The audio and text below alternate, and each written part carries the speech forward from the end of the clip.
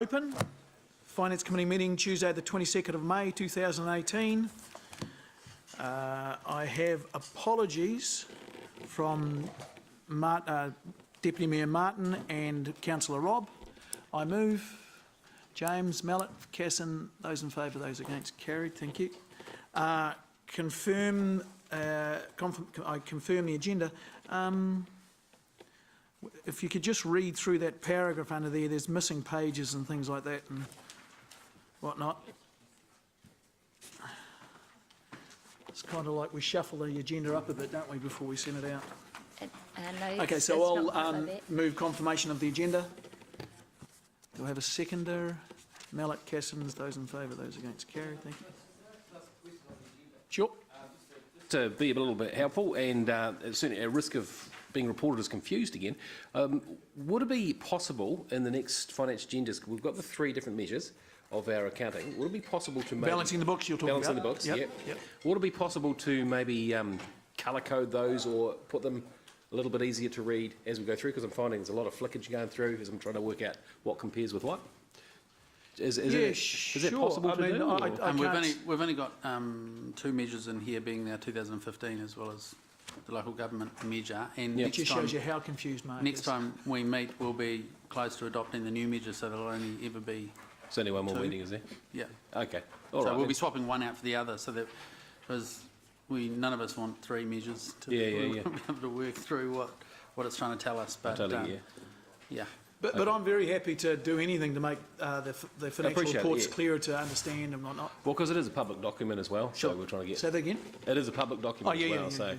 But if there's only one more meeting, it's probably not worth redesigning the whole system for it. So we'll make sure that when we're high-level delivering the high-level points, we'll make sure that we're explaining that quite well. Okay, thank you. Appreciate that. I love that. We'll make sure we're explaining things properly. We'll ask the... Okay. Did we actually move the agenda? We need to move to confirm the agenda. Yes. Okay, didn't we do that? Oh, okay. I think we have. Kind of did it quick. Should we do it? Okay, we'll do it again. Mallet, Casson, confirming the agenda. Those in favour, those against, carried. Thank you. Are there any declarations of interest? No declarations of interest. Thank you. I understand we have no one to speak in the public forum. Thank you. Now we're on to item 5, which is page number 6, which is confirming the minutes of the 3rd of April 2018 Finance Committee report. Firstly, are there any concerns or questions about the minutes? Okay, I'll move that they be confirmed. James, Mallet, Casson, those in favour, those against, carried. Thank you. Okay, now on to our first substantive bit. Is Russell here? No, Russell's not here today, so we'll just we've got Stephen Halliwell who's going to present the monitoring report. But for this report, we'll just take it as read. It's just the probably just get someone off the street, couldn't it? Submission of the statement of intent and half-yearly report for Civic Financial Services. Elected members will be aware that most of local government have shares in Civic Financial Services. We have 1.8% shares, so it's a minority topic for us. Civic, you'll remember, was involved in some financial difficulties post the Christchurch earthquake. From a Hamilton City Council perspective, we're part of the LAS insurance group, so we do not use the insurance services of Civic. We work through LAS and have a partnership with Aon, and we source our insurance for the whole of the Waikato local authorities, and that enables us, the key benefit there is it enables us to spread the risk, and so that the actual cost of insurance is really cost effective for us. So the reason this report's come to you today is that it must come to this committee, it must be received by the committee, the statement of intent and half-yearly report, but that's as far as it goes in terms of impact on us. I'll second that. I just wanted to raise a few things. I'm a little bit concerned about the sort of gross profit this thing's making, in terms of a heck of a lot of its profit seems to get gobbled up in expenses, and I assume that's because it's a pretty small player, and so there is no economies of scale which are applicable to it.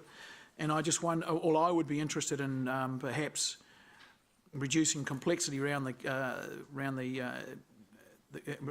the council, and suggest we might want to look at exiting our shares from this thing. And we've got 1.5%. We don't use their services. It's a historical thing that we're involved with them. So perhaps informally, we might have some discussions about that, and then bring something back more formal later on. Happy to do that. Yeah. Okay. So all of that doesn't count for anything because it's informal. Okay. McPherson Mallet to receive the report. Those in favour, those against, Kerry. Oh, sorry, Angela. We've got, sorry, who's first? Oh, Siggy. Thank you, Mr. Chair. I just have one quick question. Is that the Tony Marriott that's on that director's list? Okay. Do you know of another one? No, and it's just Okay. disconcerting to me that it's the Tony Marriott. Thank you. Angela. Mr Chair, just out of interest, I noticed that in their statement of intent for the next financial year, one of their performance targets is that 90% of staff from local authorities access their super fund. Do we have a great uptake from our staff, David? I couldn't answer the question of whether it's great, but we do promote the Civic Insurance Fund throughout council communications on a regular basis. So, but I can get that information. It was just out of interest. And look, Mr Chair, agree. I had a question down here around questioning the benefit of us remaining as a shareholder, given we don't access their insurance services, and it seems $202,000. Yeah, it's quite minor. I'll send an email around to let you know how many staff members. Yeah. Thanks. Thank you. Ryan. Thanks, Chair. Just to the GM, apologies if I missed it, but we're still a shareholder in it, but we're not using the services. Why are we still remaining a shareholder? This is a historical. We haven't addressed, because the shares have been, we've got such a small percentage of shares, it hasn't been an activity that we've looked at extracting ourselves from. We used to use Civic Insurance before we operated in the LAS insurance. What sort of value sits on those shares? Not yet. Okay. Andrew. Just going to say from memory, we've looked at all this before and the shares aren't worth anything, so there isn't actually a market for them, so you don't give away something in a company that's recovering that could be worth something in the future when they're worth nothing now. So you don't walk away from something to get nothing for it when it could be worth something in the future, and meanwhile there's no liability anyway. But that's my recollection of this from about 3 years ago. Identical conversation. I'll dig all that stuff out and just remind elected members. Think we're all done. Sorry, does anyone else got anything they want to say? Okay. I'll move. Can I have a seconder? All we're doing is receiving the report. Yeah, we've got Who's done it? If you must. Thank you. If you are going to do that work about, do we stay or do we go, then do you, when's that coming back? Is this coming to the next finance meeting, or? We'll probably do it to the next finance committee. Well, I'll take a look at what's worked involved. I mean, the core focus is 10-year plans, so all my finance staff are working on that. So do we have to put an amendment through that says we're going to do that and report back at the next meeting? I've noted it as an action, and I'll just bring it back. Just an informal process. As soon as I can. Okay. It, Yeah, but if you're going to do it anyway, and yeah. We'll come back with information. I'll send some information around take a via note email this time. that can then be everyone can get. thanks, David. It is a CCO, so I think it would have to go through some degree of consultation anyway, which I'm pretty sure there's a reasonably high threshold of, or low threshold in terms of triggering public consultation on CCOs. Isn't it? Yeah, if you have a look at the share ownership of it, it's quite. There are some TAs that have like 0.13 shareholding of it. So I just need to get into the nuts and bolts of what that's all about, and I'll come back to you. But I think Mayor Andrew is correct in the sense that it has been discussed before my time, that if the shares aren't worth anything, why would you go through the process to get rid of them if they're recovering and they may be worth something in the future? So I think that's where we landed, but I'll come back to you. Okay, we have a motion on the table, just simply to receive the report. Those in favour, those against, carried. So I'm supposed to say unanimous every time, aren't I? Yeah, sorry, unanimously passed. Unless it's not Yeah, then that would be lying, wouldn't it? Okay, page 57, item number 7, the 10-year monitoring report. Russell here. Is Russell not going to be here at all? No, Russell okay. is sunning himself in Rarotonga at the moment, so Stephen Halliwell's stepping in.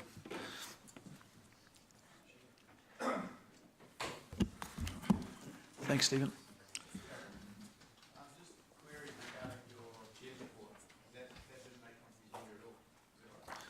No, it was removed. Actually, it never got to the starting line. Can I address the governance manager as to why that is? It's not an item on the agenda. This is kind of a double negative, isn't it? We can cover it. Are we allowed to talk about something that's not on the agenda and find out why it's not on the agenda? No, I'm happy to speak to people in the break. Yeah. Okay. Might want to discuss that at morning tea, and you can bring it up after that. The items are normal part of the agenda, even if there is no report, which goes to Ryan's question. I would have thought, I thought that we had an agreement with all the committees and the council that there would be an item chair's report that would regularly sit on the agendas, and whether or not there was one was another issue. And you would just say no report if there wasn't one. It seems like history's been adjusted here. I don't know how to respond to that. I hand it over to democracy. Pass. So Councillor McPherson's right. When we do agenda planning, there is always a space preserved for a chair's report. And if there is no chair's report, then we don't have a placeholder in the agenda for a chair's report because there isn't an item in the agenda. So that's the answer to that question. So the opportunity to have a chair's report is always there for each meeting, and whether or not there is a chair's report depends on whether or not there's a chair's report. Is that listed in standing orders as the procedure to be followed?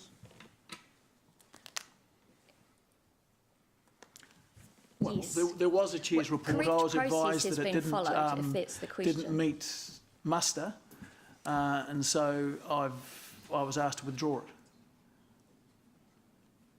Not without me squealing a bit, but anyway. I think as governance manager has said that, given what Gary's just said, that if you want more information, we can certainly inform you in the break, but that information wouldn't be part of this meeting. And that which would have been the chair's report, I can give to you, and very happy to. In fact, I probably will. So does that kind of answer your question? I don't know why it's not being transparent, but I'll follow that up in the break. At the time, Councillor Hamilton, for your question was at the confirmation of the agenda. If you had any issues about whether there was or wasn't something on the agenda, that was the opportunity to raise it. Once the agenda is confirmed, it's not a question of not being transparent, just to be really clear. It's a question of following process.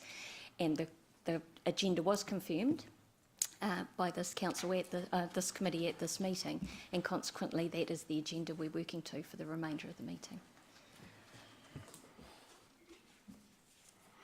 Okay, we're on the 10-year monitoring report. Over to you, Stephen. Mr Chair, councillors, on behalf of Russell, I present this 10-year plan report for the 9 months ended March 2018. Council shows a year-to-date operating surplus of $53.4 million, up from $40 million last month. This is $45.9 million favourable to our year-to-date budget of $34.8 million. The items that largely contribute to this favourable variance are vested assets revenue at 29.9 million over budget. Are vested assets revenue? Yes, Okay. yes. In order to get them in the balance sheet, you need the other side Even of though the... they're not cash, eh? Yeah. Yep. Yep. Beg your Yeah, pardon? certainly not cash. Yeah. Yeah, correct. Sorry, you're right. Yep. Additionally, the favourable variance is vested assets, revenue from capital projects and development contributions of 12.4 million, and higher revenue from user charges of 2.6 million. Other smaller variances can be found on the agenda on page 108. The council balancing the books measure ended the period with a surplus of 19.2 million, up from 14.7 million last month. This is 18.2 million favourable to the year-to-date budget, mainly due to the revenue from capital projects development contributions at 12.4 million and higher user charges of 2.6 million.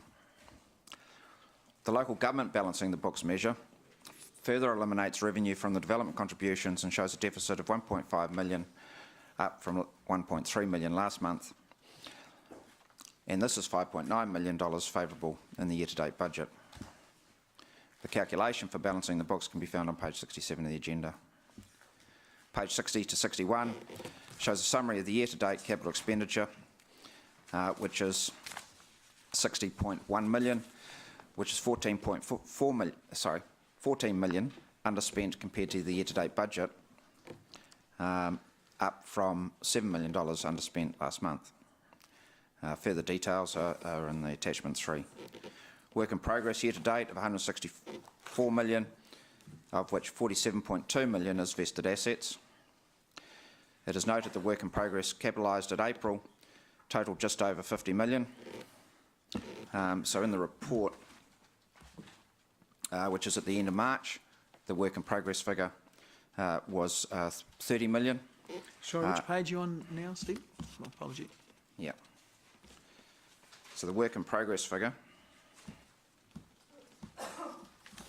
Oh, the joys of technology.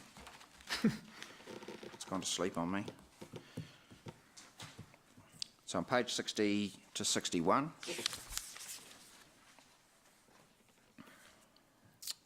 For elected members, it's on page 71. 71? No. Oh, yeah. You mean on the book? In the book, it's on. So the 30 million Steve was Oh, referring to. the detail, yeah. Yeah, on page 71. So it's $32 million at the bottom of note 3 on page 71. At the end of April, that number's 50 million, and as of yesterday, that number's 80 million. So we're very pleased with the amount of work that's, the amount of success we're having in capitalising the program. It's been a challenge for a wee while. So some good progress being made there. And of course, once it goes from work in progress and gets capitalised, then we start depreciating it. Stephen, just on that page 71, is that different than what you're in the online report, is it? No, it's the same. Okay. Just the headlines on those columns, I found that a bit confusing. It's called net operating balance. Is that since the last report, the last month, or since the start of the year? Yeah, I made that note myself. The first column, net opening balance, is 1st of July. So it's the first of the year? Yeah, Okay, start of and the the closing balance is 31st of March. Okay. Yeah, so I'll get that added to the next version of the report. Thank you. Allowing for deferrals, approved risk and opportunities and budget brought forward, the revised capital expenditure program is 141.6 million. So I'm back on page 61, yeah. Current year deferrals reduces this to 118 million, meaning the council plans to spend 67.5 million in the final 4 months of the year, which is shown in the table on line 42.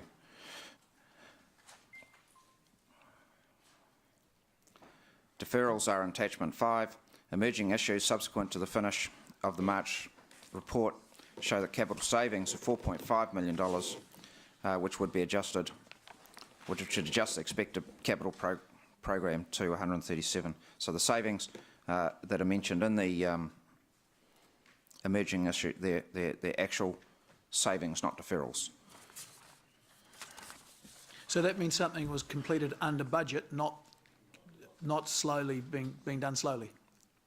Or the budget, or the contract prices come in under budget, but Yeah, so it's a word completed. I was Yep. just not certain on that.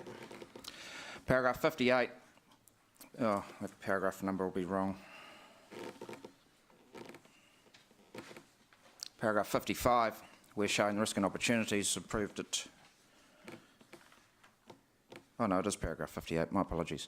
Paragraph 58 is risk and opportunities approved for March only. These items add to the opening balance detailed in attachment 6. Total risk and opportunities are a net cost of $1.1 million and additional capital of $3.1 million. In terms of council debt, total overall debt is $360 million, favourable to our year-to-date target by $72.7 million. Hamilton City Council 12-month rolling debt to revenue ratio is 165%, which is below the annual target of 205%.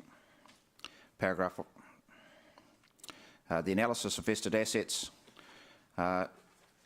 shows the estimated consequential annual depreciation cost of this, and this is in total $36.4 million has been vested to council, 18.8 in land, which has no depreciation cost, and the remaining $17.5 million has estimated depreciation of $300,000 per year.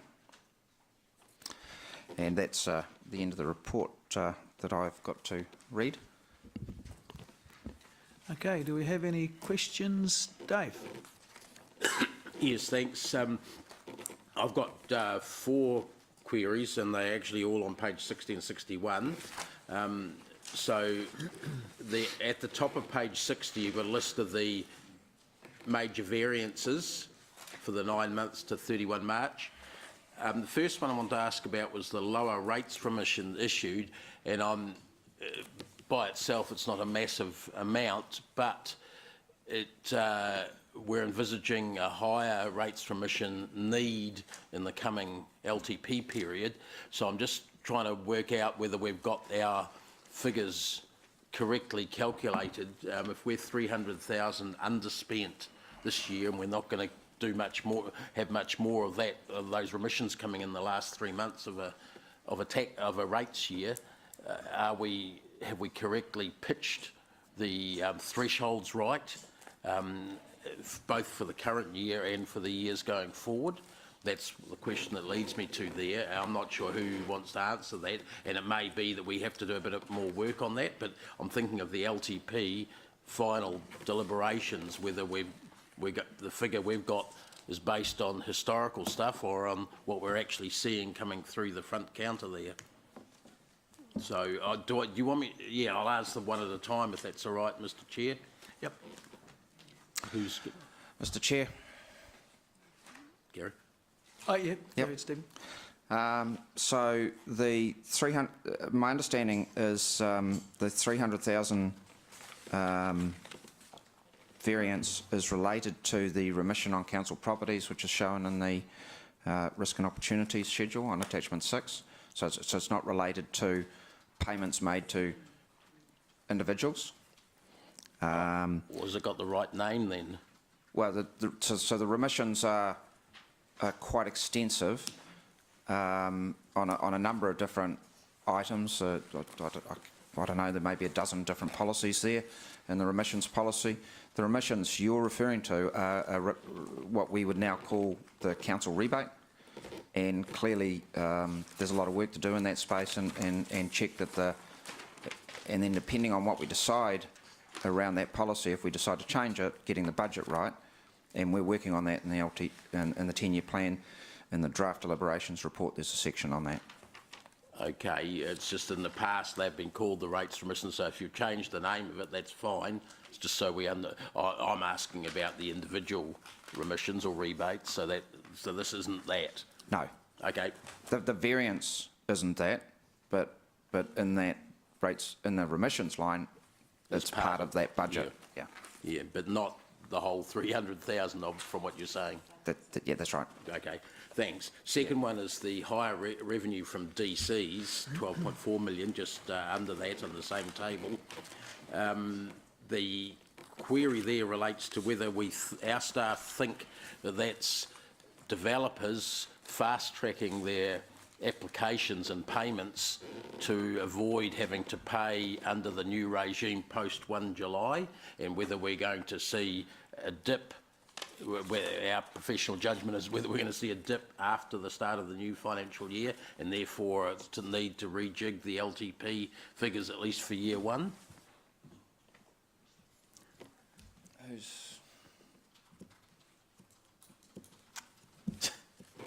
I mean, my read on that, Dave, is that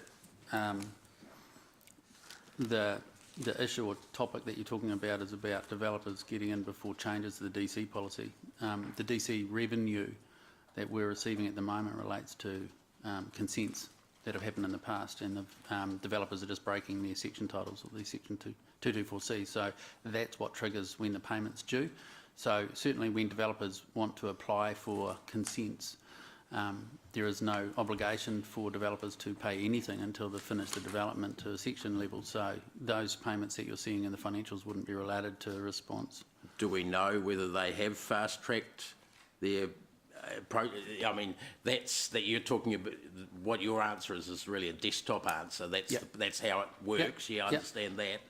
But are we seeing evidence, do you think, of developers, I think stuff that would normally come through in the next 12 months coming through now? Your question is valid, and we'll go away and check that there's no fast tracking going on, and if there is, what impact that has to first year revenue. Yeah. Yep. Yeah. Oh, hang on, we've got Andrew that can add. Not directly my area, but you're both right, I think. So there's, in terms of the DC revenue, that comes from past consents, and you know, it takes 1 or 2 years, 1 or 2 summer periods to construct the assets before they vested, which then triggers the DC payment. So I'm pretty comfortable that, you know, the DC revenue you're seeing here doesn't relate to someone fast tracking a consent application in relation to 1 July. They would have applied 12 or 24 months ago before we see the revenue come through. But at the same time, there is evidence and suggestion that there are a number of consents that are about to be fast-tracked, which is a different matter to the financial numbers here, but there are consents that are being fast-tracked because of the 1 July decisions around DC policy and LTP.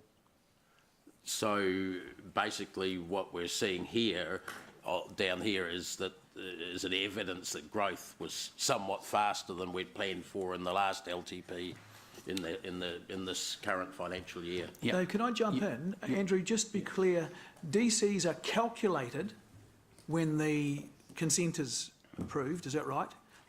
But are payable on that something CC, whatever it is. I'll just give you my disclaimer first. This is not my area, but yes, you're right. So DCs are calculated at the point the consent is issued, which is why it's attractive to apply before DC policies change. So they're set at the point the consent is issued, and then the revenue, the current policies, council has discretion with a preference to collecting DCs at the point of 224C, which is where the assets are vested. But there is some flex to pick up at building consent stage, but the practice and the policy direction is pick up at 224 stage. So I hope that's helpful. So what you're saying is that the very, very likely the cash DCs, the DCs we're getting in now, the cash, will be related to a calculation that was made before anyone knew about the change. So yeah, your point's right, but I don't think that's the cause of this at the moment. I think just to further answer your question, Dave,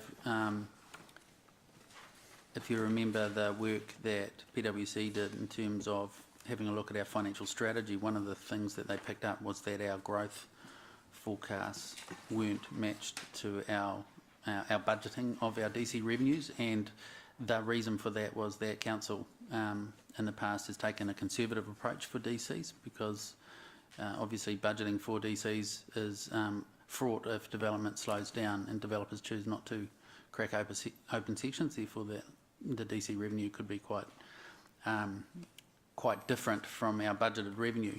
What gives us confidence to align growth with our DC revenue forecast in the long-term plan is that our new balancing the books measure, which removes DCs apart from the interest costs, which is predominantly historical interest, so interest on debt already incurred, means that no matter what the DC number is, we will still have transparency in terms of living within our means. So, so you're correct that we were conservative in our budgeting. As you can see, March year to date, it was $8 million against 20.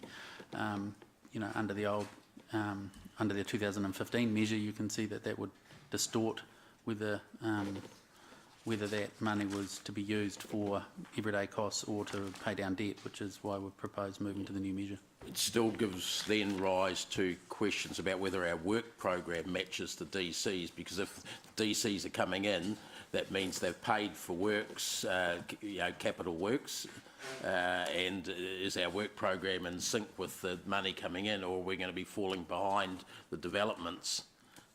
I don't know whether 12.6 is significant enough to make that a concern. If it was all in one suburb, it might be.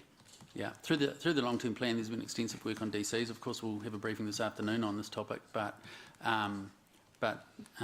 there is also the investment in new DC modelling that occurred that we're using for this long-term plan, which gives us greater transparency and ability to understand the rate of development as opposed to when we think it'll drop into our accounts. But again, we're a bit beholden to developers completing their development, and one of the key topics around the long-term plan, which is premised on growth, is that council needs to be agile to understand the rate of growth and the rate of development, and make sure that we are very aware of turning down the dial of capital investment or turning up the dial of capital investment depending on that knowledge. But yeah, there'd be ample opportunity this afternoon to sort of delve into that. And part of that agility might be adjusting every year the DCs and the work program associated with that in an annual plan sort of basis rather than just once every 3 years. That's right. Yeah. Sorry, just another couple of questions. The 39 with the variance on the capital expenditure, which also relates to, I think, to the capital deferrals, 46 over on page 61.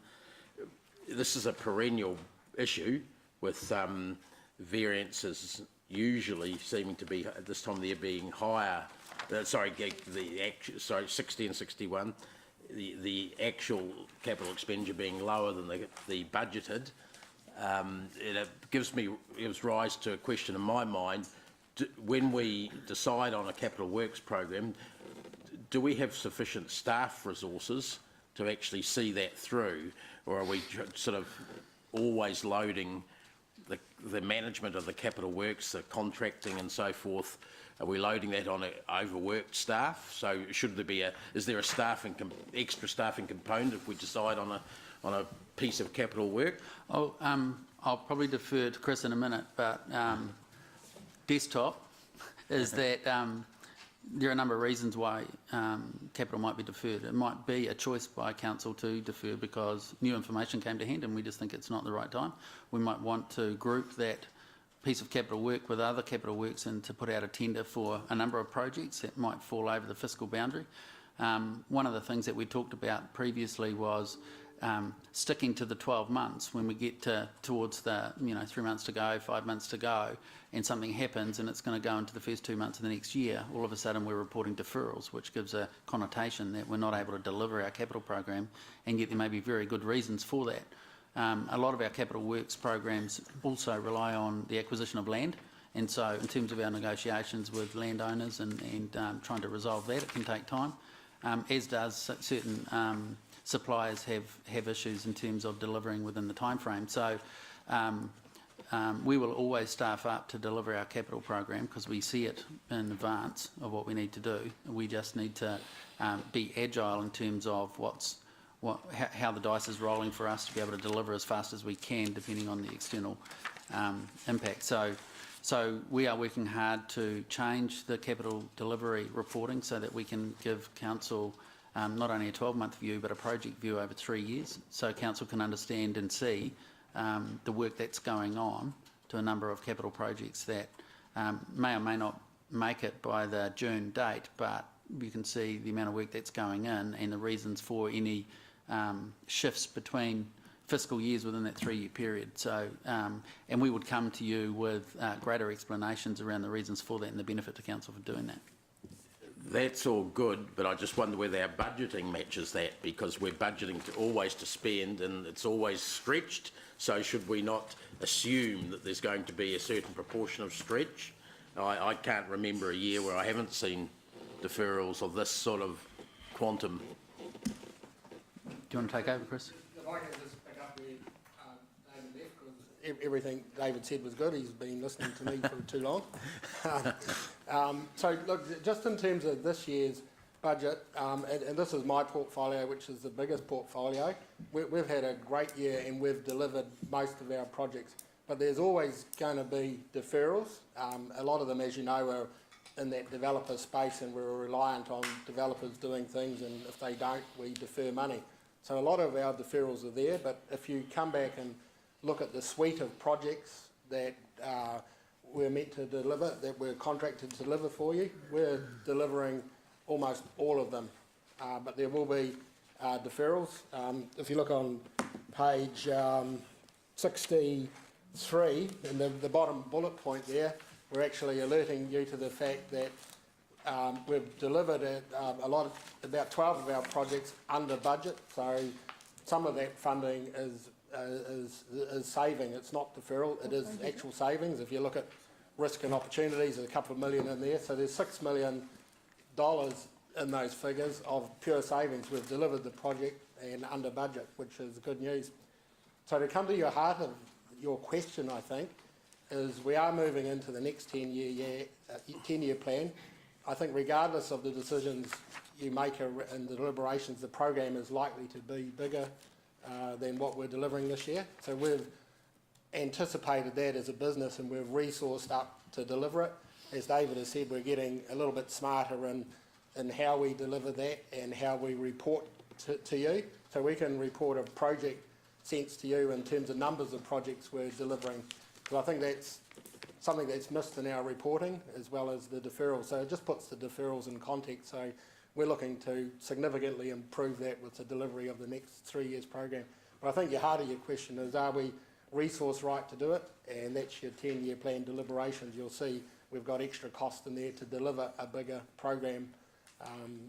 So we just keep on achieving.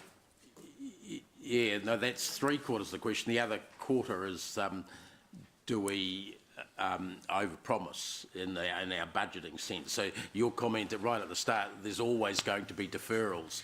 Do we take that into account when we budget? In other words, we're rating perhaps for slightly more than we know we're going to end up doing, since there are always going to be deferrals. If I can refer you to clause 49, You're channeling me, Dave. we take a we put an amount in the budget of $1.5 million interest to recognise the fact that we believe that we're not going to each year complete the program for the reasons that we've discussed. So that amounts to about $25 million worth of deferrals. So we don't. So that's your guesstimate on. That's our guesstimate, yes. Yeah. And so we make that allowance each year. Okay, fair enough. Sorry, the last question I had was, it's the 22nd of May and we don't have April figures in here. I thought that we would have been able to get them. So 10-year plan is our reason. Yes, we've got our financial numbers, but we don't have the variance explanations from the business because the business is working hard to satisfy 10-year plan. So, but normally at this time, if it wasn't an LTP year, correct, absolutely, we would. Fine, thanks. And I'll just step in there. Russell did ask me, look, I can get the March figures done and I'll be confident in them. It's going to be a real stretch to get the April stuff. And I said, no, that's right. I'd rather have accurate figures than things that have been squeezed together tight. Yep. Thank you. Ryan.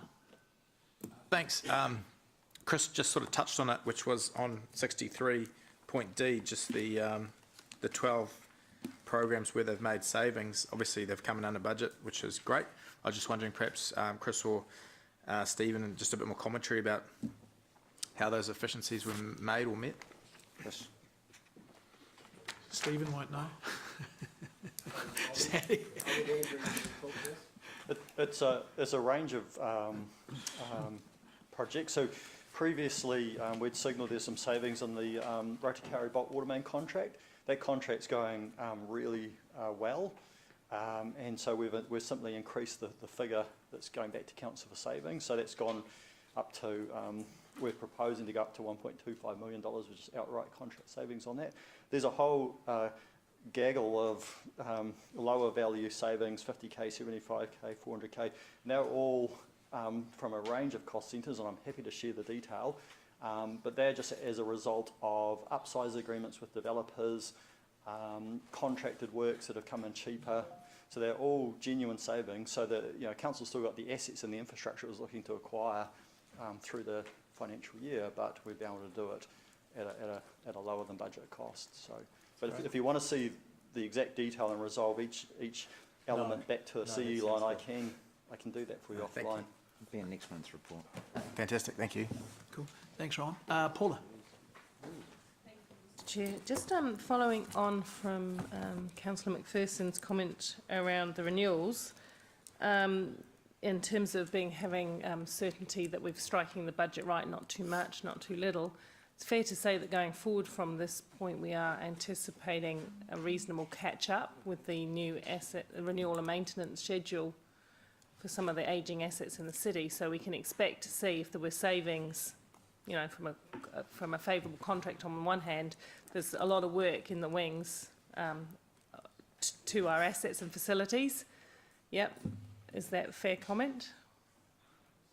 I don't know exactly answering that. That'll be captured in the budget, yeah. So that is a fair comment. So yeah, so we may have some. Paula, I don't quite understand what you're saying. Are you saying that you're not talking about capital asset work, you're talking about refurbishment? I'm saying if something work. comes in under price and we're able to save on renewals because the price is better, the contract is done quicker, faster, cheaper, all of that good stuff. Going forward, we can't be too comfortable because we know with the renewal and maintenance budget that we've got coming up, there's a lot of work in there around ageing assets and renewals, yeah? So, we shouldn't be like... Yep, so look, I think I understand the notion. Counting our eggs till they're and hatched. we do that now, and I think they're pipeline projects where we've got savings, we've got the opportunity to bring some forward. So I don't think we've seized the full potential of that, and that's part of our change that David talked to in our delivery of the capital program.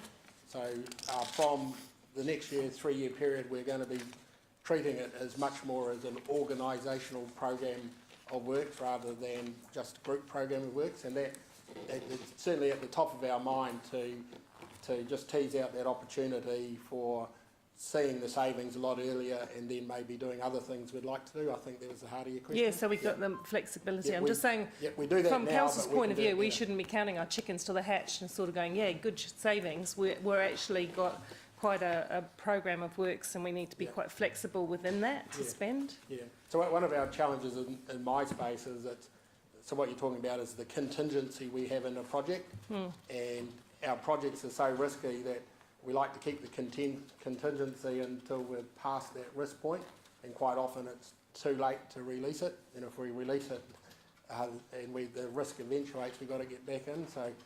So we understand all those dynamics, and we're just trying to manage it better as a portfolio in the next 3-year period. Okay, thank you. On page 64, when we talk about the debt, overall debt, and then we talk about the LGFA, the Local Government Funding Agency measure, which gives a lower calculation of debt. Can you, and you've given the reasons being not including the cash-backed reserves or the capital and including capital subsidies. Why do we do that differently, or do we just report in both ways and that's the way it is? Why do we treat that debt to revenue ratio differently?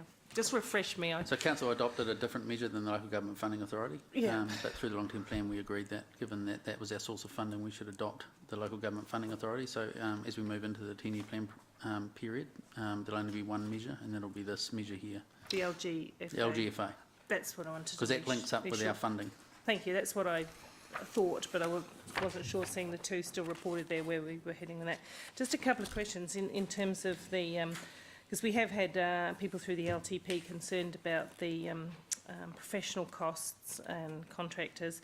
I just noticed in economic development on page 79 and 80, there's a really large amount of money spent on professional costs that was related to peacocks. Now that was done through risk and opportunities, yeah, and it was approved through council, not all of us, but approved through council, that 495 on there.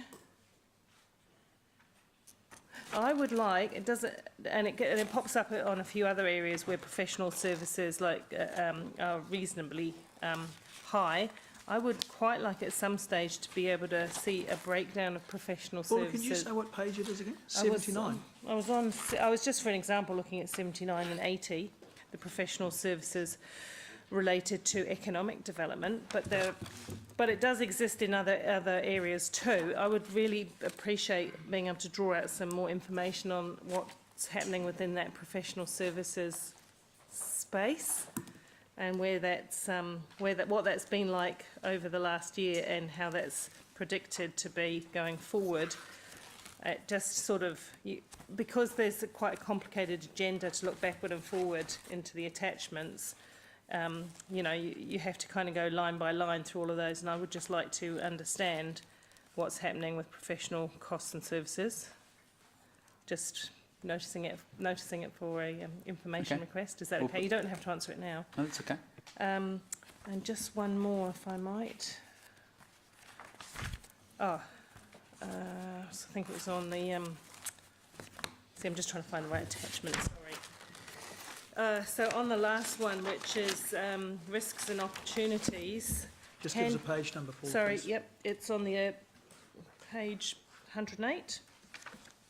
Yep, on the attachment 6 of item 7. So there's quite a lot of project cost and opportunities with the Waikato Regional Theatre, shared services for water, it's a bit of a shame, and the peacocks. And then I just wanted to know though, with the Hamilton Gardens, can you explain, Hamilton Gardens development is funded by a combination of third party and targeted rates, so I understood the targeted rates, and we got more from the contributions, resulting in a lower drawdown of the targeted rate reserve. Can you explain how that works for me? So there again, if it's better to do it this afternoon in the workshop, that's fine too, but I wanted to understand how that Just in terms of the previous question, there's a couple of things just for your information. There is information in the report on page 108 in terms of professional services fees, but also at the request of the chair during the last term or earlier in this term, we've published all of our professional services service panel items on our website. So there's a full detail by vendor and cost type on our website as well.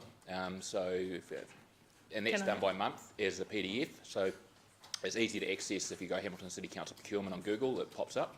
Can it not be in the agenda as well? It used to be in the agenda, and it was decided as part of transparency to the community and ease of reporting that it would agree to put it on the website as keeping the agenda slim, and it means that elected members can look at it at any time when they want to. Yeah. Well, I like. And Lance can answer the other question. Yeah. But just in respect to that, Richard, I quite like to, at least this is one of the most important agendas of the, and I just like to have it in one place when I'm thinking, and yes, it's on the website, and probably I should remind myself to look there more often, but, you know, having it in one place is quite useful, especially when you're coming towards the end of the year, financial year. There was a decision made overtly to not do that. It was called the procurement report, which Scott used to do, didn't it? Which we. I can't remember. That might have been the last term, was it? That we did that was the last term that decision was made. So it's gone back. The information goes right back to 2016, and also information about P-card transactions, other purchasing information. We're trying to be as transparent as we can with as much information for the community, and a resolution was passed to do that. There used to be a separate report coming through. Well, that's why I don't remember it, because it was a previous term, because I was thinking, oh, did I miss that? No, your memory isn't faulty. It was before your tenure. Okay, just at the end of the year at least, to have it all in one place, in one report, would be helpful to me, because, yeah, we've had masses to read just lately, and remembering to pop into the website is, perhaps I should have, but I didn't. Thank you. So I can answer the question about the gardens. So it's a 4-year development program. So we had to schedule and predict how much money we would receive from outside contributions and compared to the targeted rate, and then when we would draw down on both of those sources of funds. So that there was some predictions of that put in the budget. What actually happened was we actually gained the outside funding quicker than we thought, and then so we've drawn down on those funds rather than the targeted rate funds. So what it's actually saying is we've spent those monies first, and what we're now doing is we'll be spending the targeted rate monies towards the end of the project, and a shortfall in the what it talks about in that year for the outside funding is that we've already spent that because we received it earlier, and then we'll be drawing down on the targeted rates to actually finish the project off. So the amount of target rates taken for ratepayers will remain the same? Yeah. Absolutely. But just be later in the, that's so the how project budget hasn't changed. Okay. And essentially it's just when do we spend the money we receive from external sources versus the money we receive from the targeted rate. Remembering that the targeted rate earns a bit of interest while it's sitting there as well. So That's right, so that's favourable to us. Okay, thank you, thank you. The target rate's in a little pot.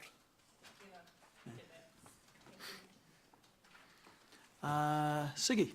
Thank you, Mr. Chair. I've just got some smaller questions, but to me important, and hopefully to some other people too. There's on page 102, we spending quite a bit of money on replacement of fleet vehicles, and I'm just wondering, are there any electric ones in there? Just checking.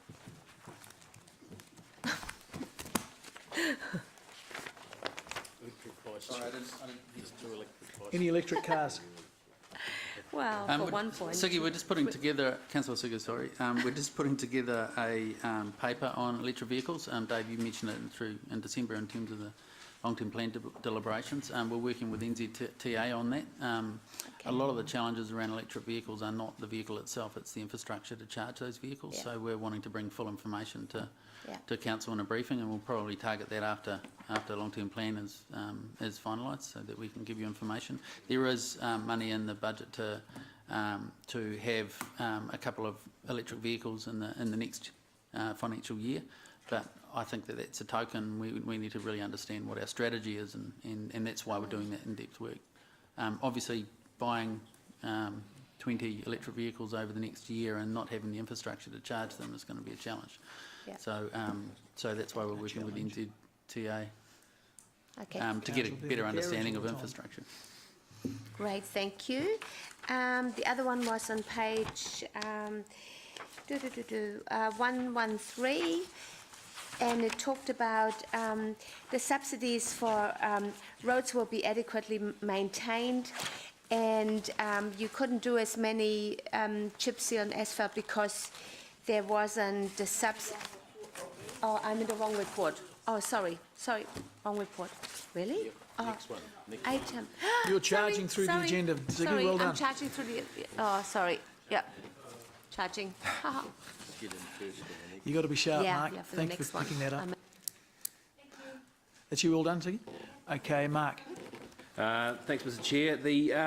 So just following on from Siggy's question there, because I had that down as well about the electric vehicles, we committed to doing some work on that. When's that due back? So we're putting work paper together, but with regard to the timetable and the 10-year plan, we're looking to bring that back in the first after July. There's no meetings in July, of course. Right. So in August we'll bring that back. To the GNI. Is that right? Okay. We think we'll do a briefing. Okay. To start with. That way we can have it more interactive and more. Nice. Get more information about that, and then if there were some decisions to be made, we could bring it to one of the committees. Well, is that likely to affect, from what you've seen already, at risk of sort of unwrapping the present early, is that likely to be a lot more expensive from what you've seen so far with the work you've? I can't say at this stage. That's why we're getting the report. I don't think the topic's around the vehicle itself. It's about what the infrastructure for charging is likely to be, and when is the right time for council to adopt that position. But we certainly is completely on our radar. Cool. Could I maybe push it just a wee bit more and suggest that we're talking with Well Networks as a part of that work? Yes. To see if they're interested in 100%. Yep. Fantastic. We've previously had conversations with Well Networks, so we'll great. update that. Yeah, cool, thank you. Page 63, this seems to be coming back lots and lots and lots, and I just wonder if we should be doing some preemptive work on this. And this is the river slips. This is probably directed at Lance and Chris more than anybody. We seem to be doing more and more remedial work on slips, etc., with quite a bit of inconvenience to the, to the general public not being able to use the riverway. Are you confident that we're putting enough into that contingency when it comes to river stabilisation work? Because that river isn't getting any smaller, and that land is, just going to wash away. It's one of those things, is how long's a piece of string? Yeah. And we tend to have, it's a bit lumpy. We sort of have a number of slips some years, quite often tied up with climatic events and weather events, and then other years we don't have so many.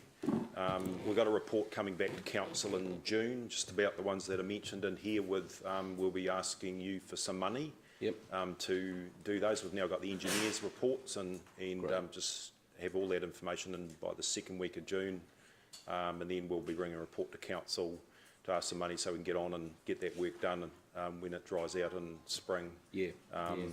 But yes, it is an issue. I think you discussed that at a briefing last year, and I think Councillor Dave talked about, I think a number of years ago there was a reserve fund for those sorts of things, and I think the majority of elected members thought just leave it for risks and opportunities, and as Chris referred to before, if we get savings in other projects, then we can bring forward, if there's slips and those emergency type things, we can bring those to you guys on a case-by-case basis. So that's our advice at the moment, to do that. The answer to your question, will there be more in the future? Yes, that's my belief, there will be. I think it's a dynamic environment that we're working in down there, and we've put a pathway through there, and people have built houses over the side, and there's stormwater and a whole bunch of other things. So we do the best we can in the resources we've got, and we work closely with the Waikato Regional Council and other authorities and landowners just around that. It's a bit like trying to predict, other things that happen geologically, so it's quite difficult. I guess on that, then can we make sure that in that body of work that comes back, we see the frequency and see if there is any pattern or there is an increase, more regular increase of slippages as we go, because we are more and more dependent on the river as we go, and not just from an infrastructural point of view, but also from a cultural point of view as well. So I guess we are going to end up with more and more cost. So, yeah, we'll give you a bit of a summary on probably the history, so just so that councillors are aware of probably how much we've spent and how many occurrences there have been over the last 5 to 10 years. So we'll dig that information out. We need to do that. Yeah, that's great, Lance. Thanks. I'll watch that with interest.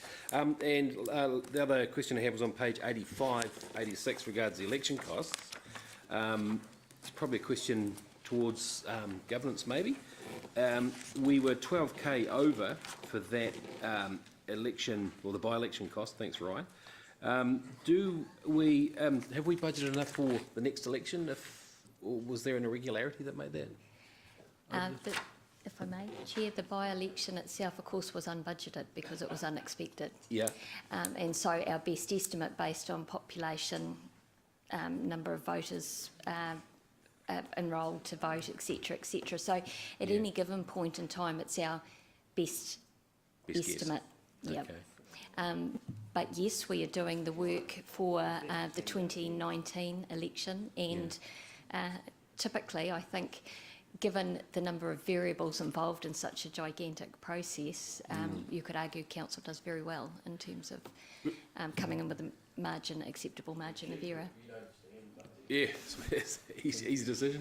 But we more candidates, for example, does. Right, but we do get tenders and stuff, don't we, with an indicative price, is that right? You'll recall that council took a decision about 4 or 5 months ago in terms of choosing our provider for 2019. Yep. We'll be remaining with our current provider. And will that come with a fixed cost, or will that? No, you agreed to an estimated cost based on certain variables. Right, yeah. Okay. Provided, and to be fair, Councillor Bunting, I think, to the provider and to council. There's things that just can't be anticipated till we get there. Right. I mean, for example, the number of candidates just adds pages to voting papers, things like that, simple changes like that. And if there is a move to online voting, is that included in that one-off cost as well, or would that be a separate? No, contingency? and you'll hear more about that at the council meeting this Thursday. We're bringing back the report you requested on options for online voting. All right. And can we insure against variables in that sort of situation? Or? No, I'm not an authority on this, but I believe it is possible for a council to kind of take insurance around against the sad event where there's a death of an elected member, for example.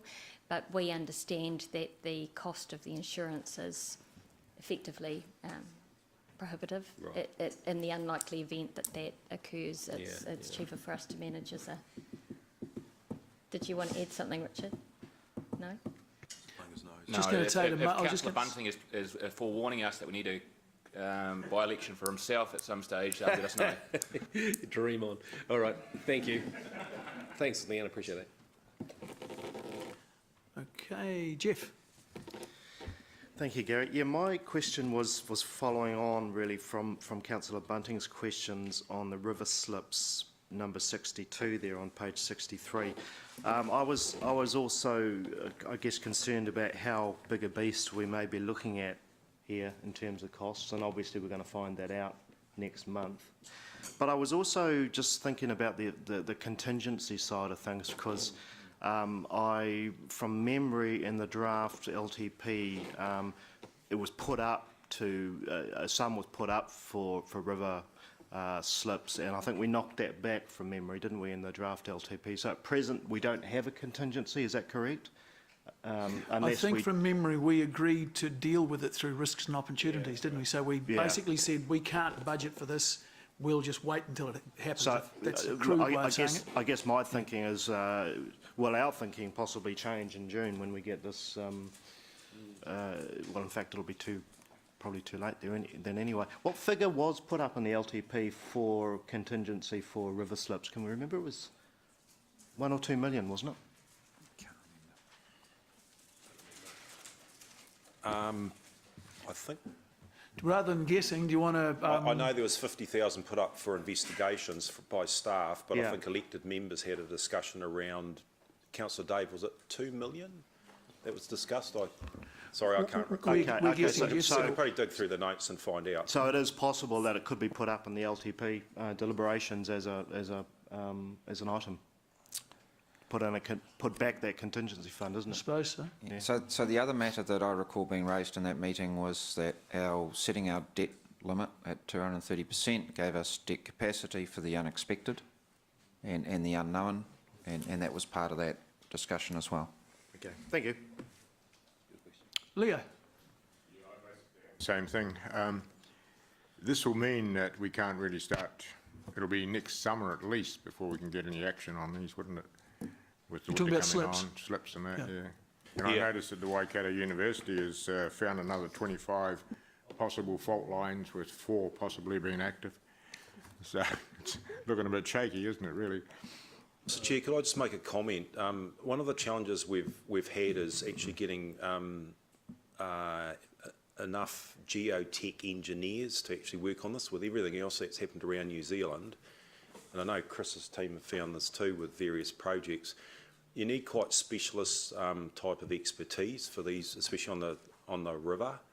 So we've actually struggled at times with a lot of the consultancy firms to get the right geotech engineers to do the work with Kaikoura and Christchurch and a whole bunch of other things, the Manawatu Gorge and that sort of thing. So that's something we've been talking to our suppliers about. How can we get more surety around supply of the right people to give us the right advice in a timely manner. So I've got my team just reviewing that and working with those suppliers, but internally as well, how can we improve our communications? I think there was a gentleman who came along to the the LTP hearings and you know, talked about his frustration, just about how can we communicate better with the local community and that sort of thing. So there's a few learnings there that we're getting some feedback from people, and they've got some good positive suggestions too around that, about knowing what's happening. The other thing I'm challenging my team are there more temporary measures we can put in place. I just noticed during the Christchurch earthquake there was things like containers put at the bottom of hills that were welded together, you know, so if there was a slip that, you know, people didn't get hurt and they could still use the walkways and all that sort of stuff. But obviously that would rely on engineering advice and that sort of thing as well. And we have to weigh up the risk factor against the likely consequence of something happening.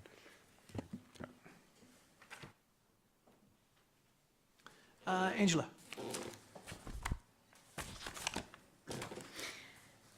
Page 66.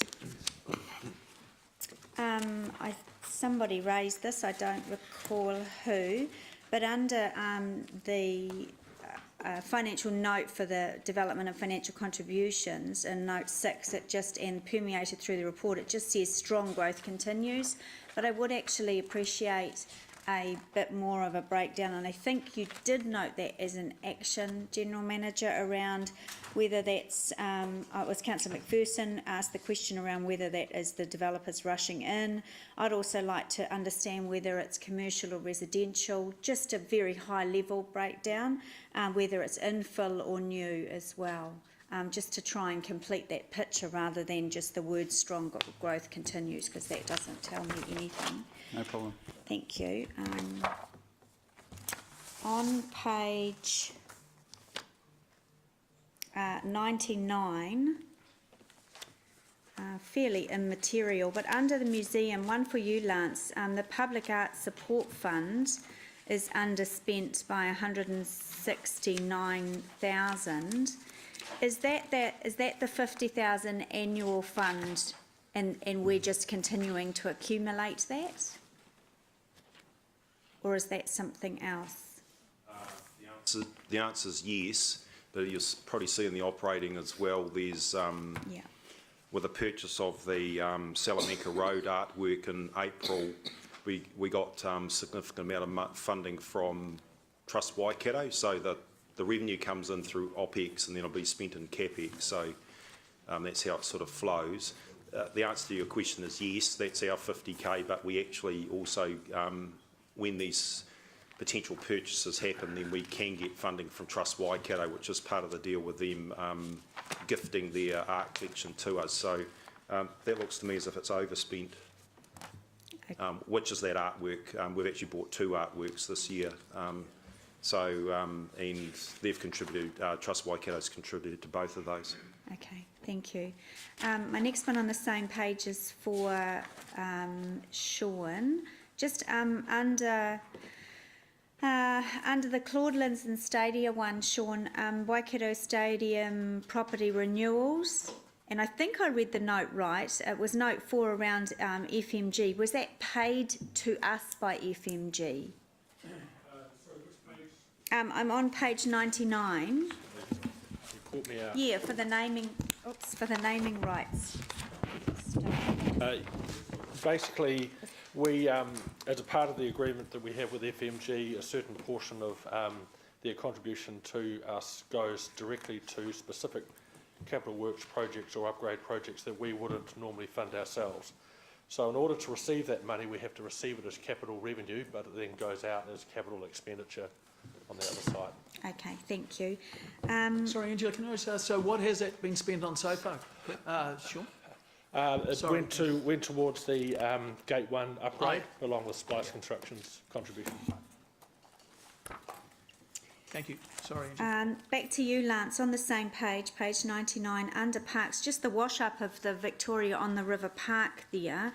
Early indications was some months ago you thought that once the final invoices came in, it might be around, correct me if I'm wrong, 150,000 underspent, and I see we're slightly overspent. Are there any other invoices to come in, or is that final now? I only overspent on year to date, so the final wash up will be there will be a saving, so we'll report that. So if you actually look at that, it's the year to date, it's just a little bit ahead of what we expected. But if you look at the full budget for the full year, we should be under that. Okay. And I just wanted to mention, while I've got the chance, that we will be putting in shade sales as well. So there's been quite a bit of comment about that, so they will be going in. That's great. Thank you.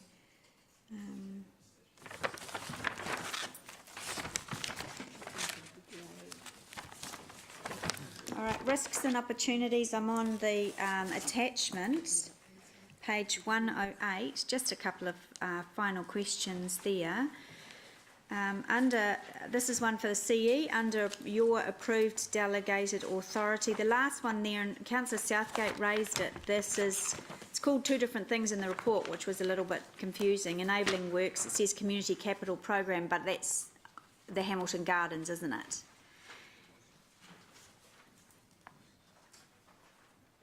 I can answer that. That's a number of projects, so we can get ahead of the game with resource consents and design and all those sorts of things. Gardens, and there was one other which I can't recall, but that was discussed at the previous Finance Committee meeting, but you're correct. Okay, and this is where going backwards and forwards, this gets a little bit challenging. Because you've broken out, this is now an attachment. It was part of the report up till the last financial report in February. You're now just highlighting, and if it was easy, I would find the page quickly for you. Oh, yeah, the changes on the You're map. highlighting new or amended risks and opportunities. You'll have to bear with me while I find the page 63. So that the first one there, Lance, enabling works for Hamilton Gardens, 100,000, is not in this attachment, or is it? Because I couldn't directly find it.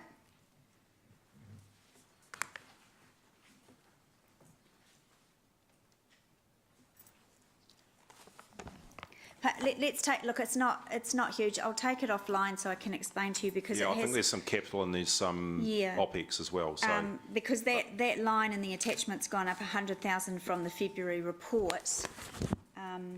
Yes, so Councillor earlier, it's just to show councillors on page 63 what the changes are to the full report, and then the page 99 or whatever it was, the risk and opportunities full detail is showing everything. So it was that reconciliation was getting quite large in the front summary report. So we thought, why don't we just highlight to elected members the changes since the last report, and then we'll just have the full reconciliation as an attachment. I'm not a fan, I have to say, for 2 pages in the actual body of the report. It's just because we have to flick backwards and forwards and it gets quite challenging. Okay. And that may be believe it or not, maybe my last question, because most of the questions have been answered. Yeah, thank you. Thank you. Okay, I've got a couple. Just on page 64, the year-to-date debt versus the annual budgeted debt. So we're well behind. Do we do a year-to-date debt figure? Because at the moment, it would seem that we're $360,000 in debt, and that's probably understated a little bit, because we're not understated is the wrong reason. The reason we're behind, lower than we might have expected, was DCs are a lot higher, CapEx is a bit behind, things like that. I've got a thumb from Richard, which is good, yeah, thank you. But we don't actually get a year-to-date what we expected to have done, because we do, which we could produce, couldn't we? Because we phase in our CapEx and things. Are you talking about a forecast where we're going to end up at the end of the year? No, what we expected our so there's a year-to-date actual debt, year-to-date budget for debt, yeah, which, because you see the annual budget there. I suppose it's due to the nature of the volatility of DCs and other type things. It's very hard to. I mean, we could have a linear budget for well, it would just be divided useful, by 12 and have 9 months worth here. But sometimes our spending, well, it won't be linear. Well, always our spending is. It won't be linear. It'll be all over the place. No, and I wouldn't expect it to be. But I thought we used to do that, but maybe we didn't do it. Okay. No. And you got the same answer to the question that was just asked by someone else last term. Did I ask that before, have I? No, not you this time, last time, but you. Okay. It's a lot harder to budget for, by month for asset balance, everything else, movements go through it. You can do it, but it's just a whole lot of effort, extra effort for what return? Yeah, okay. Yeah, it just strikes me, it's something that I'd find useful anyway, to know where we are against where we thought we were going to be on our debt. I'll talk to you later on.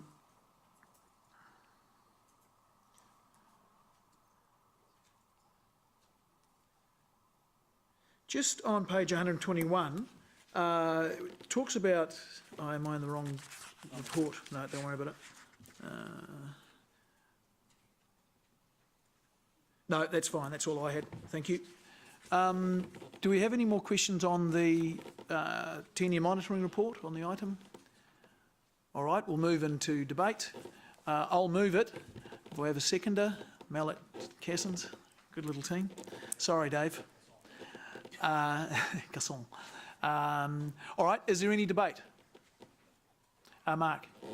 Look, just briefly, I'd like to reinforce, I'll be supporting it obviously, I'd like to reinforce and keep to the top of councillors' minds the idea of more preemptive work around the river in our future planning. And it's becoming apparent to me, having watched a lot of the cities around the country, around the world, which are struggling with erosive issues, for example Dunedin, which is going through massive expense at the moment and somewhat bigger scale, is that preventative work will be a lot cheaper than retrospective work.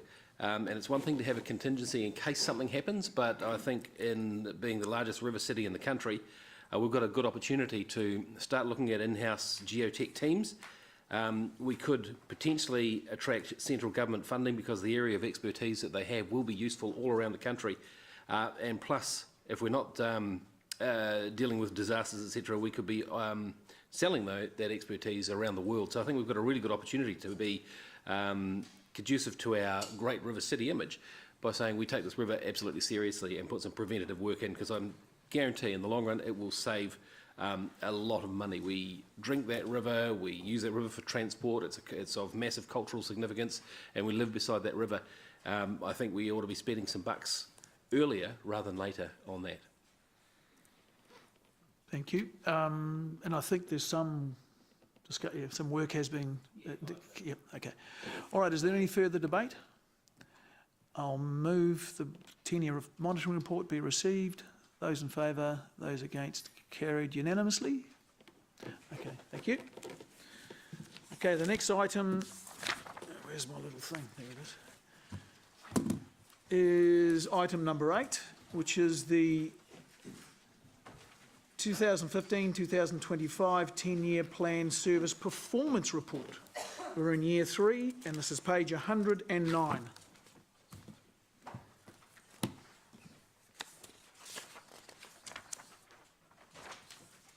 Oh, you're there. Two little angels just turned up at the end of the time. Okay, shoot. Thank you, Chair Gary and councillors. Good morning. This is the quarter-3 report for the 10-year plan monitoring indicators that we have. We have 52 KPIs that are on track, and we expect to achieve those for the year end. One needs corrective action and should be addressed by year end. We have 13 that are off track. These are ones that we will not get back on track, so we have missed the KPI and will not be able to recover those. And there are 11 that we have no data for. 2 of those are founders, and the rest of those are actually ones that are biannual monitors. And can I just introduce Katie, who puts this report together now instead of Jolie for me. So I'm happy to take questions, and we'll defer most of those questions to the general managers. Siggy. Cool. Thank you so much, Mr. Chair. Thank you so much for that report. So I am into page 113, and yeah, with the roads and being not adequately maintained. So. And we're getting less subsidies from New Zealand Transport Agency. I just wondered why.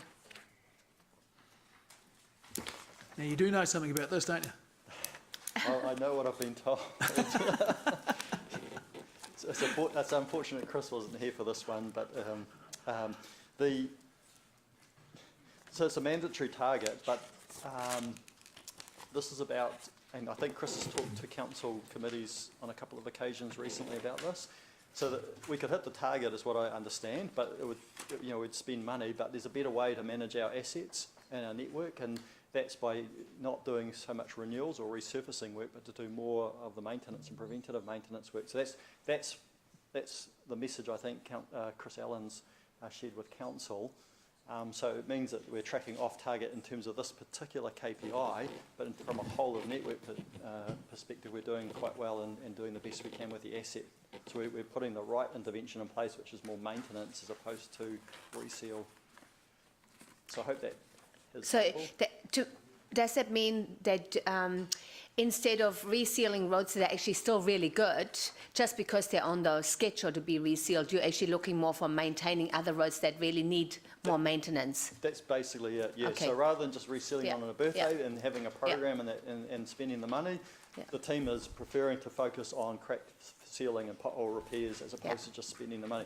So that's why we're tracking under the target. So it doesn't mean there's anything wrong or broken. We're just spending the money in a better way for a better asset outcome. Yeah, no, that's cool. That's cool. I like that.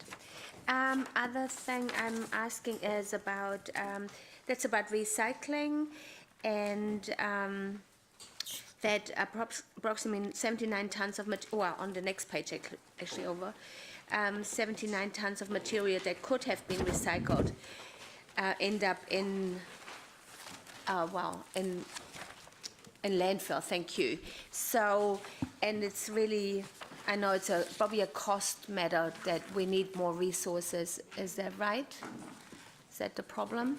Major problem? So a lot of that will be addressed through the actions outlined in the waste plan that was recently approved. So there's a strong emphasis on education, and that program should be starting very soon in terms of educating the community on what can be recycled and how they can recycle that. So we expect that diversion rate to improve. That'd be great. That'd be great. Education is always helpful.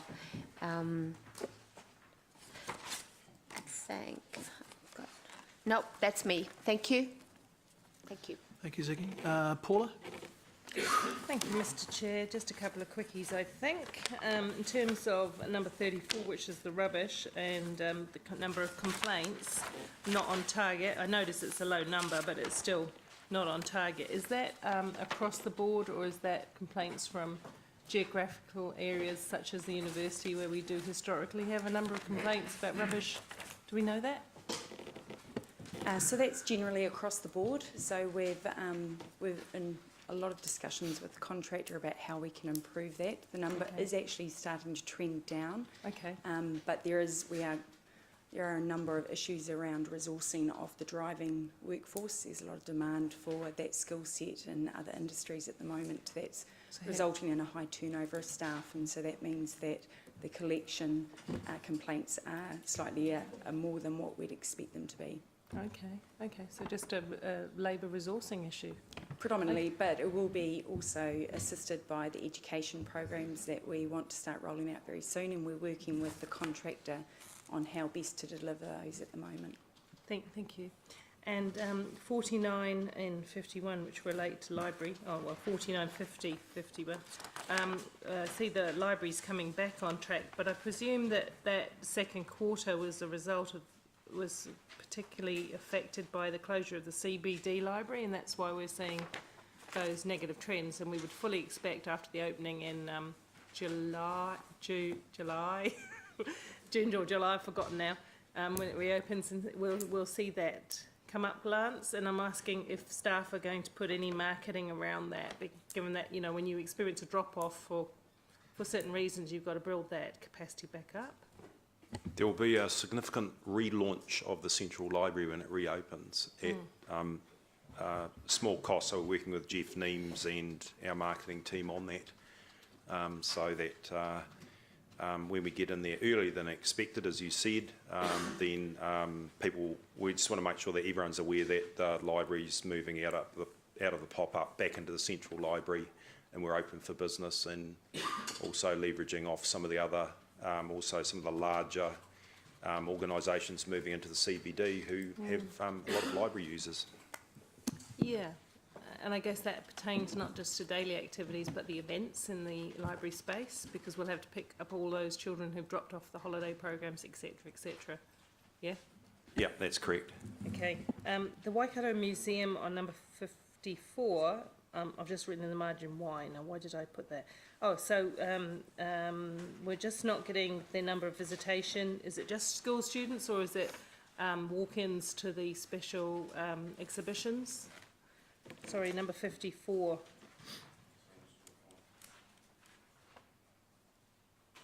So 20.9% below target to date, because I do recall in some of the submissions to the long-term plan some issues being raised around money going into the museum and resourcing to bring exhibitions and to market exhibitions. So I'm just wondering if that's related or not related. So that the red dot is the education program.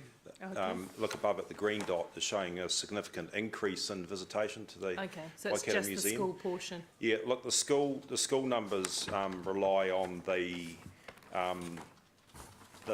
type and quality of exhibitions we have, especially the blockbusters. So Archimedes is in there now, so we're getting pretty good numbers through from the schools on that, because it ties into a number of parts of the school curriculum. As I've said previously, the school figures can be a bit lumpy depending on the school year, teachers, inclinations, all those sorts of things. Quality of the exhibition and... Yeah, and how it relates to the school curriculum. So we try and do as much of that as possible. Just remembering that some of those touring exhibitions are quite expensive, and quite often we are competing with other regional and larger museums in New Zealand. We try and tie in with those as much as possible, but we can't always do that. But I think generally the team have done a pretty good job on that, so we're quite confident. The other thing we're doing is just working around getting the education program at the zoo to work closer with the education program at the museum, and also with Peter's team at the gardens. And obviously we've got the Wintec campus down there, but what can we do in a wider sphere, and working right across the council, how can we be clever in our marketing to schools, which does have some challenges, but we're quite confident that we can really pick numbers up there. Okay, thank you. Number 66, which is around the planning and building consents processed on time. There again, 5 out of 402 is a low in number, but I just note I want to have some understanding, because I note that it says that it's to do with resourcing issues, and we know we won't reach the end of year target. Now, if we're late with resourcing consents, there is a cost to that, isn't there? There's additional cost to that. But what is the staffing? Is that a staffing issue? It says we exceeded the 20-day target owing to unit resourcing issues. Is that a temporary resourcing issue, or is that something you're exploring? We would hope that it would be a temporary resourcing issue. This is a challenge that all of the councils in the region and actually across the country are having in this space, that it is hard to find qualified people and hard to keep them. There's a lot of work going on in that unit at the moment in terms of providing recruitment and retention pathways for people. So we're working hard on that one. Okay, because I mean the one thing is being more streamlined, but if you haven't got the staff to do the work, then you're still not going to meet the mark. Okay, thank you. Good to know that some work's been done on that last one. The last one is, oh dear, that's not very timely. The last one is a timely and open access to public information, and just that the end of the year target will not be achieved because of the late agendas in quarters 1 and 3. Can somebody explain to me why they believe there was such an issue with the agendas in those quarters? So you'll see that in actual fact there's 2 indicators there and they're both red, which is a bit distressing. But in actual fact, both those the reason they will be red for the remainder of the year is the targets for both Lagoima, public information, and agendas going out is 100%. Those 2 indicators honour our commitment to the public in terms of access, transparent access to information and access to democratic processes, and so they should be 100% as a target. In practice, It is very difficult. So if you reflect back, you'll recall that there were a couple of late reports. So the agendas go out. We always meet our statutory requirements for the agendas going out. But occasionally there will either be a late attachment or there may even be a late report. And if that's the case and it doesn't meet the 2 working day statutory requirement, then technically we have missed that target. And if you think back, you'll recall that particularly... We have missed it. You're quite right, Chair. And you'll recall that there have been occasions where there has been a late update, say around HIF or some ministerial consultation process in which we've decided that it's information that the committee needs to know, or that you want to know, or that we've decided we'd make a submission on something. And those things have, by virtue of the timing to us, to council, or by virtue of the fact that staff have been busy doing 10-year plan and other important documents, HIF and things like that, that they just haven't been able to meet the time frame. So we work very hard, and we work very hard with SLT to get the documents to you in as timely a way excuse me, as we can. And I know there's often a conversation that that should be more than the 3 working days that we set as a service level that we often meet. Currently, as you can see, we haven't met our 2-day statutory working in some cases. Yes, thank you, Leanne. Look, I accept it's a high bar, and I do believe that governance does a very good job, and sometimes pressures come external to that. You know, from governance as well. But I just wanted to highlight that area, because it is an area where, you know, we're obliged to hold the highest standards, unfortunately, and that puts governance in a very hard position. Absolutely. And just to be clear, those targets are for democratic services in terms of the whole organisation. They're not a target specifically for my team. It's for the collective effort of the organisation. I agree, and I think that's what I'm trying to say. Sorry, so I don't. You know, there's no muckslinging your team. This is a collective responsibility. Thank you very much. So just to jump in there, you've got specific times and when we've failed, and you could, I mean, and it will be Lagoima request or a agenda was, yeah. So you can identify the situations where that happened. Okay, thank you. No more questions? All right, I will move. Sorry, I just have one thing. On page 110, and this is just a presentation thing, you've got a graph up there that said expected year-end status. Can you just make sure in future that you always put as at 9 months, 31st of March, or whatever time it is? Which I assume it is as at 31st March? Yes, my apologies, 31st of March, and we'll make sure we do that for the future. I'll move the report be received. Siggy seconding that. Those in favour, those against. Is there anyone against? Passed unanimously. Now, I think we should have a break until 11:15 for a cup of coffee. Thank you. Or tea. Or water. Fluoridated water. Beer.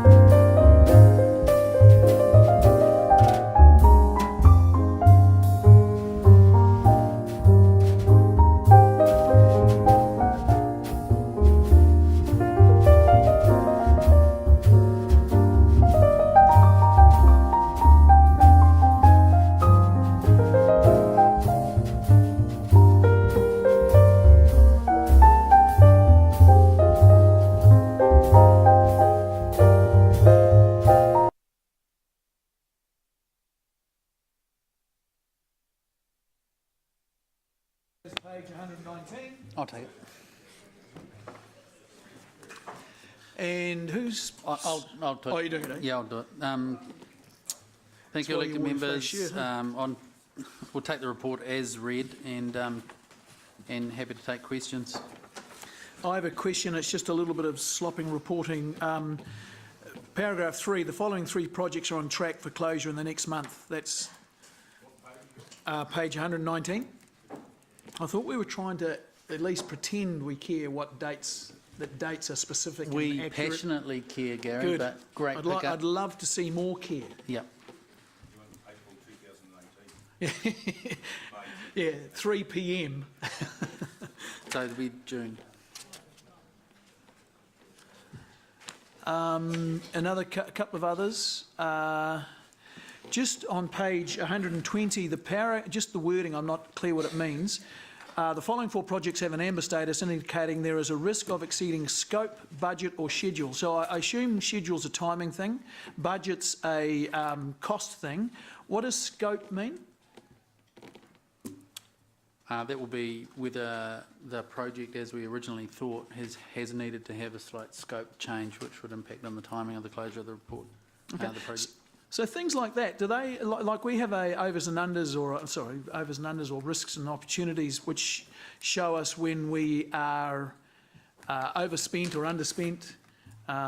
We have a CapEx timing thing which shows us when we're possibly going to have to defer projects.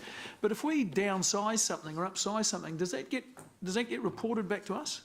This is the vehicle for that report, and it'll be captured in the comments here, and GMs that are available to talk to it.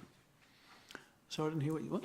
So this is the vehicle. So these are the key projects that council wants specific reporting on. Oh, this is the electric cars, is it? So, well, this is the report whereby you can learn more about the progress of some of the key projects that council's interested in, and if there was a scope change, that will be noted in the the status.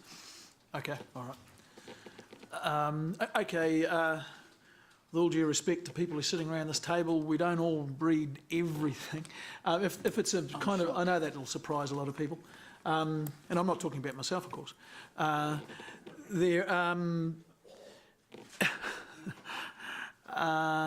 Yeah, just scope, presumably scope matters. Yeah. Okay. All right. Thank you. Just the Puketi waste treatment, which is paragraph 11s, 12 and 13. It talks about tenders have been received, non-price attributive evaluation is underway, which I assume talks about things like scope and quality of performance. The overall cost risk still exists until prices are confirmed. If realised, this will be addressed at the contract award. Can you explain that a bit more, Andrew? That's you, I suppose. Sure. Yeah. So for this particular one, there's a full business case which sets out the scope, and that's been through council probably some time ago, actually. But it set out exactly what council is expecting to get for this particular budget. So that's set the scope. We're out on the market in the procurement process. We have tenders in, and we're going through a very strict evaluation methodology at the moment, and that involves us looking at the non-price part first, which is about the contractor's methodology, the management structure in their company to deliver this kind of intervention, because the treatment plant upgrade's quite huge, complex, and challenging. So we're going through that non-price evaluation first. So this is a normal procurement process, and once that evaluation is completed, then we'd move to the price evaluation. So at the moment, we don't know what the prices are, but they're in. And what we would do is, once we've completed that evaluation, we'll come back to this committee, or G&I committee, the relevant committee, with a recommendation around the award of that contract. And it's at that point that we'll know what the market price is relative to the budget. Okay, so that term, if realised, this will be addressed. That means if you get a proposal which meets our scope. Is that what does the if realised means? Yeah, so, sorry, which paragraph is that? So it's paragraph 12, the third sentence, beg your pardon. Yeah, because we haven't seen the prices yet, So there's always a risk, depending on contractor availability, workloads, etc., that prices could come in above budget or below budget. So the if realised is if the price is materially different to our budget. But we'll bring the whole package to committee for a decision, and we'll know exactly where the preferred contractor's price sits relative to our budget. Okay. So that's the if realised bit, is we just have that little bit of uncertainty at the moment, but we're working fast to close that out. And Thank you. We will come back to committee with the information. Cool. Thank you, Andrew. And just a couple of ones on page 121. The first one is the Hamilton Gardens development. The jetty construction is overdue or behind due to... It talks about complexity of the project. Can you expand on that a little bit, Lance? That's mainly with the geotech in the river and having to ram poles and that sort of thing. There's been some, had to get engineering advice on that. It was a little bit different to what was originally expected. And just on that, I mentioned potential deferral. It was mainly around the availability of contractors. It's quite likely that deferral won't happen, which is good news. We're using the same contractor for the jetty in town, as we've mentioned previously, with America's Cup villages ramping up in Auckland. It's starting to get hard to get people to do that sort of work. Okay. The complexity, is that looking like it'll have a cost implication? No, we've been able to work through that, so we're okay, because we've got a bit of contingency in the project. As Chris explained earlier this morning, we always add in a certain percentage contingency, and that'll it'll take up a bit of that for the little bit of extra engineering work that had to be done. Okay, thank you. And while you're still on your feet, the Surrealist Garden is completed on the 30th of June 2018. Then is that accurate that it's planned to be open in February 2020? Yeah, the real issue is the Tronites figures, which are they're large Triffid-like figures I know what you mean. in the gardens, which are 10 metres tall, 6 to 10 metres tall. We need the ivy to grow over those, and ivy is not as quick as some other weedy plants, so we want to make sure that when we open it, it's actually completely finished and has the visual effect that is expected in that garden, where everything's 6 times the normal size. So we just want to make sure when we open it, it's sort of not half finished or look half finished. So it's going to be finished. So it's going to be completed, but except for the ivory. Ivy, beg your pardon. Okay, so will we not open it until? No, because all the engineered components will be finished, like the robotics and the Triffid arms and that sort of thing, and also the concrete shotcrete structures that are in there and all the other bits and pieces. But we want to make sure that all the vegetation's grown over it so it has the full effect. Otherwise, it will look half finished. Okay. If you want to have a look now, it's you can. I've taken some elected members for a bit of a tour, but if anyone's keen to have a look at progress on that, happy to organise that. Thank you. Paula. Thank you, Mr Chair. Just one follow-up question on the river plan item number 15. Now, I understand the deferral due to not going ahead with the constructing the footpath between Victoria on the River and MC's Park. I'm just wondering about the Central City Jetty. Can I just understand that a little better? Because we are doing work around that at the moment, the jetty, and there's still a date for completion, isn't there, Lance? Yeah, so it's going to cross over the 2 financial years essentially, so that's all in hand and so that's just moving. Transferring. Yeah, basically, okay. We had all the money in for this year, but essentially it's going to go into a couple of months of next financial year. Okay, so the jetty part is still not at risk. It's just a timing thing. No, it's just a timing thing. Okay, thank you. Dave. Thanks. A couple of questions about the Hamilton Ring Road upgrade and extension on 120 and 121 to Andrew, I guess. The status is amber due to land procurement and rights of first refusal. Can you explain that a bit more, given that we've already started the enabling works? I'm sort of puzzled as to how we started that without having sorted out the land issue fully first. And perhaps why the land issue, rights, RFR stuff wasn't done quite a while back when we first approved the project in principle before we got to the design and contract awarding. Sure. The rights of first refusal has been a piece of work that's occurring over a very long period of time.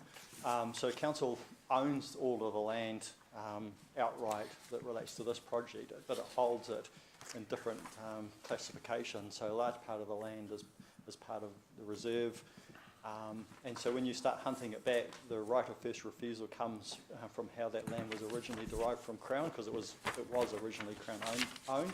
So we've been engaging with Waikato Kainui about how we recognise those first refusal rights, and it's been really positive and frequent interaction. So the last discussion we had with them was on Friday last week. So we've proceeded to contract award for the works out there, and that was disclosed in the award report to council at the time, and that was also shared with Waikato Tainui for their feedback in terms of whether that was going to be an RFR challenge for them or not, and no was the answer.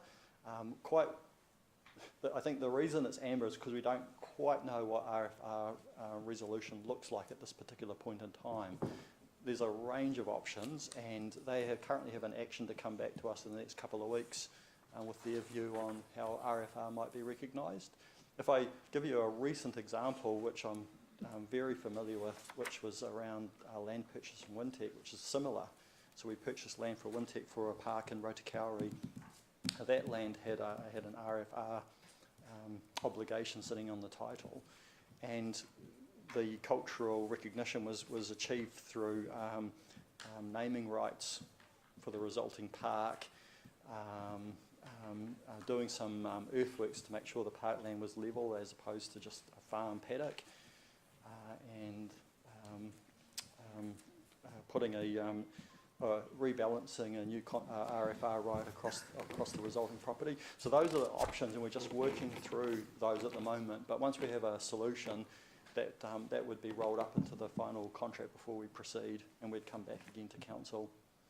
So I don't know if that directly answers the question, but it certainly hopefully gives you some assurance around how the RFR conversations are tracking at the moment, hence the amber. So is it actually holding up the work? No. Okay. So we've awarded the work to date. The design for the main contract is basically finished. We are going to tender within the next 5-ish weeks. So we're in a position where tenders close and we can award the main contract effectively immediately after council makes its LTP decisions, and then we can hit the summer season hard with the main contract if council continues, with the funding provisions in the draft LTP. So you still believe it's on track to finish this time, 2 years' time? I think this report needs a reset, because the cash flow we're mapping against is the old project scope from almost a decade ago when we were building a roundabout or traffic lights on Cobham Drive. So when we get to the award report with the new project scope which council signed off on, I'll be proposing we just fundamentally reset the timelines, and so we're tracking against what we're actually intending to do as an organisation. So what do you think the expected completion date will be in advance of that report? Well, it's a little difficult to know because it depends on the contractor's workforce availability and a few other things, and particularly weather. My gut feeling is it would be a 2-summer job, but you never know. You might, time is money, and so a contractor might come up with a program where they go a bit faster, to save site on costs. And it could be when we go to tender that someone comes back and says actually they'll do the project in 18 months. I don't know at this point, but we're working on an assumption it could be about a 2-summer project, but we'll know when tenders close after July.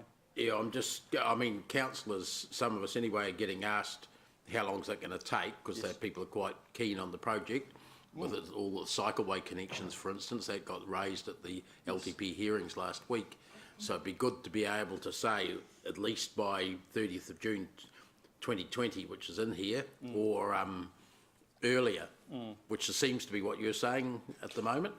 So if you push me for a date, I'd be saying June 2020. But what I'm also saying is that at the point when tenders close, which will be in around that July period, end of July, and we'll come back to council, we'll know what the preferred contractors program is, and it could be quite different. It could be, it could be about the same. It could be shorter. I don't know. But it comes down to what the market says they can do and what's the best value for money for that site. Okay, and the difference between the total project budget and the total project cost for that of about 6 million, just over, that's the contingency that we've built in, is it? So, because we don't have an actual tender process going yet. So this goes back to the fact that we're tracking under the 2015 LTP, and so this whole report needs a total reset following LTP decisions. So it's tracking a budget which was to be able to see the traffic lights or a roundabout on Cobham Drive, but NZTA and this council have signed off on the scope of something quite different, and that's what we're going to go to market with. So what I clearly see a need to update this report and the budgets once council's made its LTP decisions. So absolutely ignore the financials in here for this one and maybe for some of the others? Well, no, the ring road is probably the only one, because of that anomaly around shifting from, something on Cobham Drive to something above.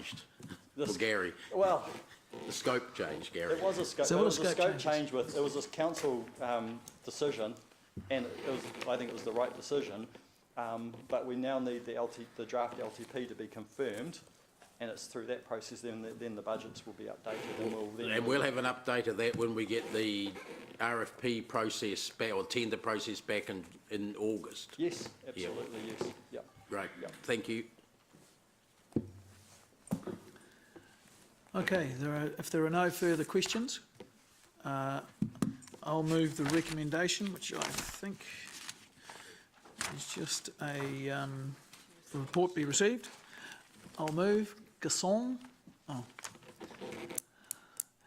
Okay, make up your mind who wants it. All right, Mallet. Henry. Okay, Siggy's got it. Okay, those in favour, those against carried. Any against? Okay, that's unanimous. Thank you. Now we're moving on to the last item in the open agenda, H3 Group Q3 report, item 10, page 125.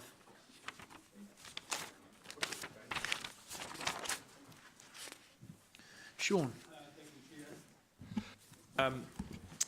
The Q3 report, if you don't mind, I'd like to actually take you through a couple of items in the report itself, just to highlight the story for the operation over the last, or for the third quarter of the year. Needless to say, we've had a very, very busy time. That's continued into May as well, so we've had an awful lot of activity, and clearly the HSBC Sevens tournament, which kicked off very early in the year, was a fairly major exercise for the team going forward. A couple of the points I'd like to highlight in particular on the report, if I may. If I draw your attention to page 127, or first up I should say 126, just to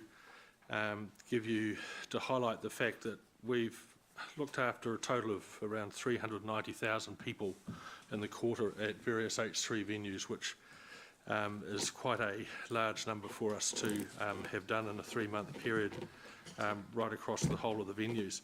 I guess the revenue line, as you'll read in the in 2.1 table, is nicely up.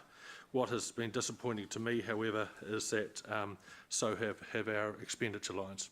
I would have liked to have delivered a better positive operating variance. The operating variance is 306,000 against budget, and I certainly would have liked a better one considering the volume of activity we've had through. However, we have been hit by some extraordinary costs that I should highlight for you, primarily in the operating and maintenance area. We've had a Founders Theatre capital expense that we did a few years ago when we first looked at doing renovation or refurbishment work on the theatre that had been capitalised at the time under the expectation that we might be doing a refurbishment. That's now unlikely, and the time has gone by where we actually have to write that in as an operating cost. There was sort of 90,000 hit to operating and maintenance there. We've had close to a $90,000 hit keeping the Seddon Park lights alive and operable during the summer season, as the deterioration of those lights was worse than we had earlier predicted. We've also had some challenges, ongoing challenges, in the costs involved of staging Founders type theatre shows in the arena at Claudeland. So the Hamilton Operatics Mary Poppins was a good example of that. So that has hit our costs harder than I would have liked. The other point I'd like to raise is a couple of pages over on point 3 on page 131. And if you look at the table at the top, you'll see a breakdown of the number of events, the hire days, and the attendance numbers we have. And really, you'll see if you compare if you look at the total line that's there, and then there's the line underneath it, which gives a comparison for the same period the previous year, you'll see we've had really strong growth right across the board, which has been pretty rewarding.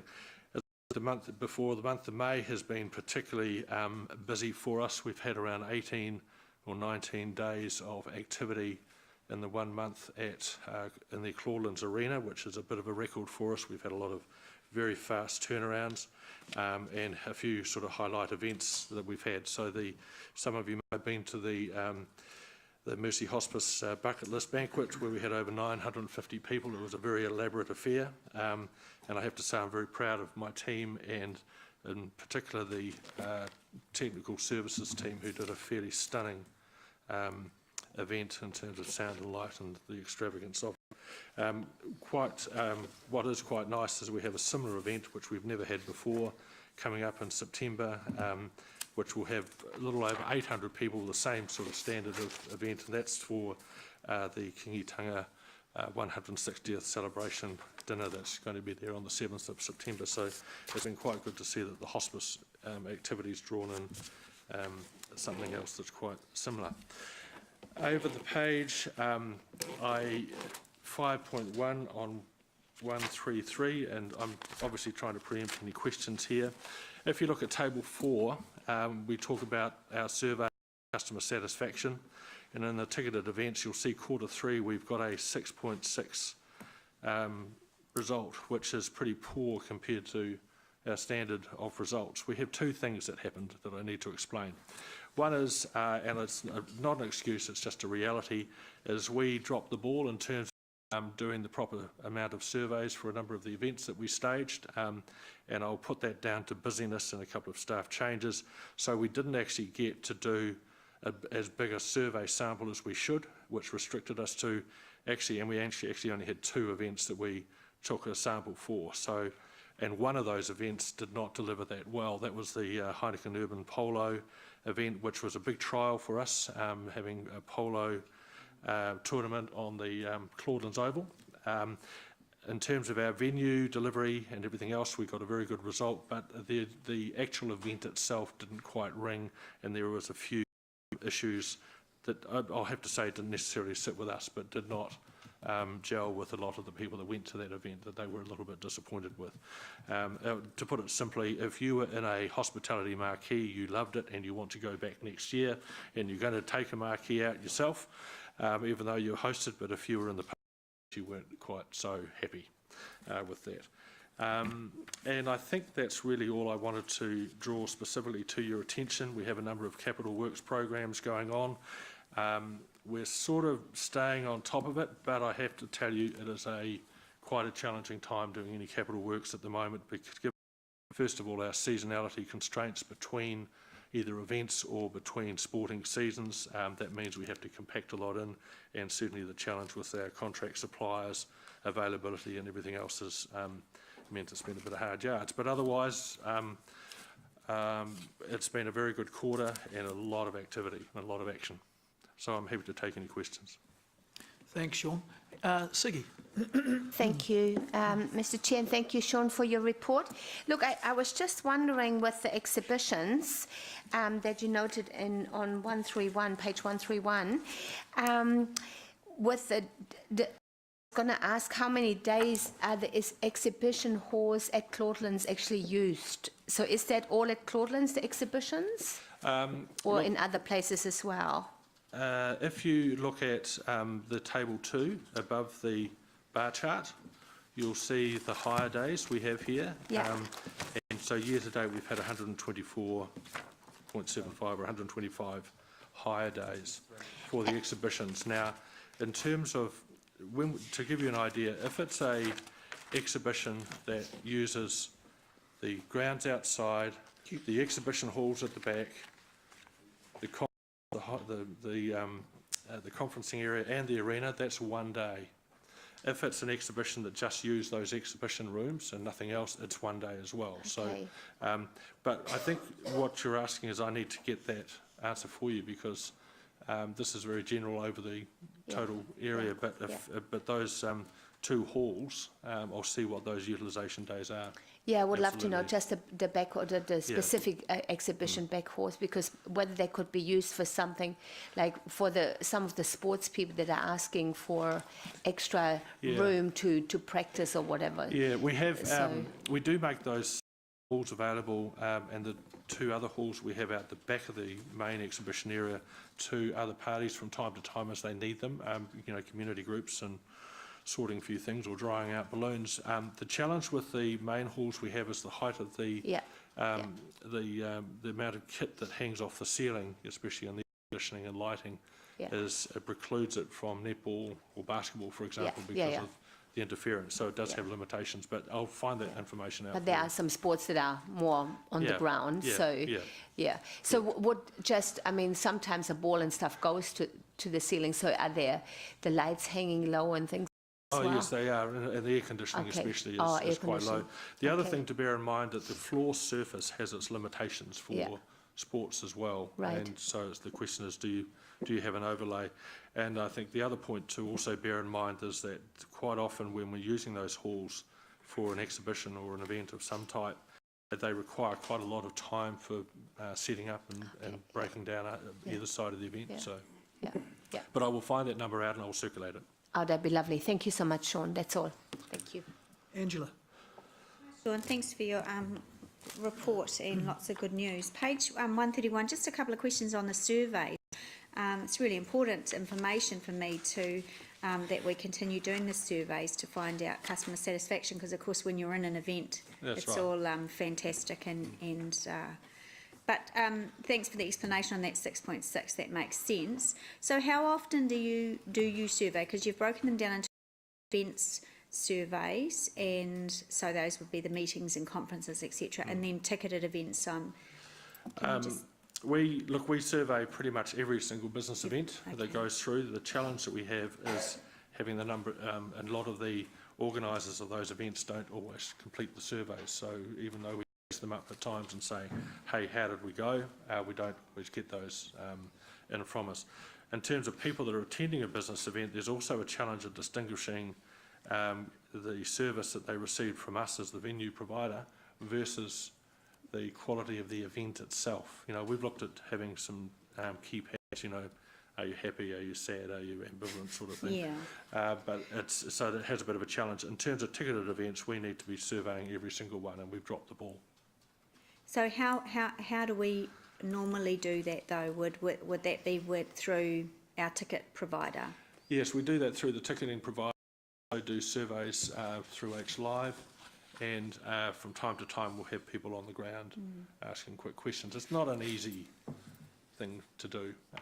We do also get some ticket event surveys from the event promoter, but sometimes they're a bit challenging because of the way they've designed them to get a really good for what it meant for us, you know, as the venue provider. Yeah, okay. And then just a query on question on page 135, and I possibly already do know the answer, but I'm asking anyway. Under the capital project, we are planning to, we've got another turf replacement coming up for the stadium. I think the last time we did that, you brought us a big, spectacular, exciting event prior because we didn't care what happened to the field because it was going to be replaced. Is there something you're working on? I'm not asking for you to tell me what. Yeah, it's been challenging to just to clarify for others. What we thought, if we're going to have a period where we take all the turf up and it's just a field of dirt, do we use that opportunity to have a special event where it doesn't matter about damage or whatever? So that could be a motocross, it could be a jet sprint or whatever. And so Gary and the team have been out there talking to a number of people to say, hey, is there something we can provide? But it's a very narrow window in order for us to replace the turf and get it ready for the next season. We are really challenged to find a suitable event to make the most of that opportunity at the right time. It's a very tight window. So there's a couple of touring events going through Australia at that time. It's just a challenge to see if we can make it work and convince them to come across to New Zealand. Yeah, I appreciate that. So, I don't think we got a high chance, but it was really a signal to let you know we were going to give it a go. Yeah, okay, thank you. Thanks, Angela. James. Thank you, Chair. Thank you, Sean.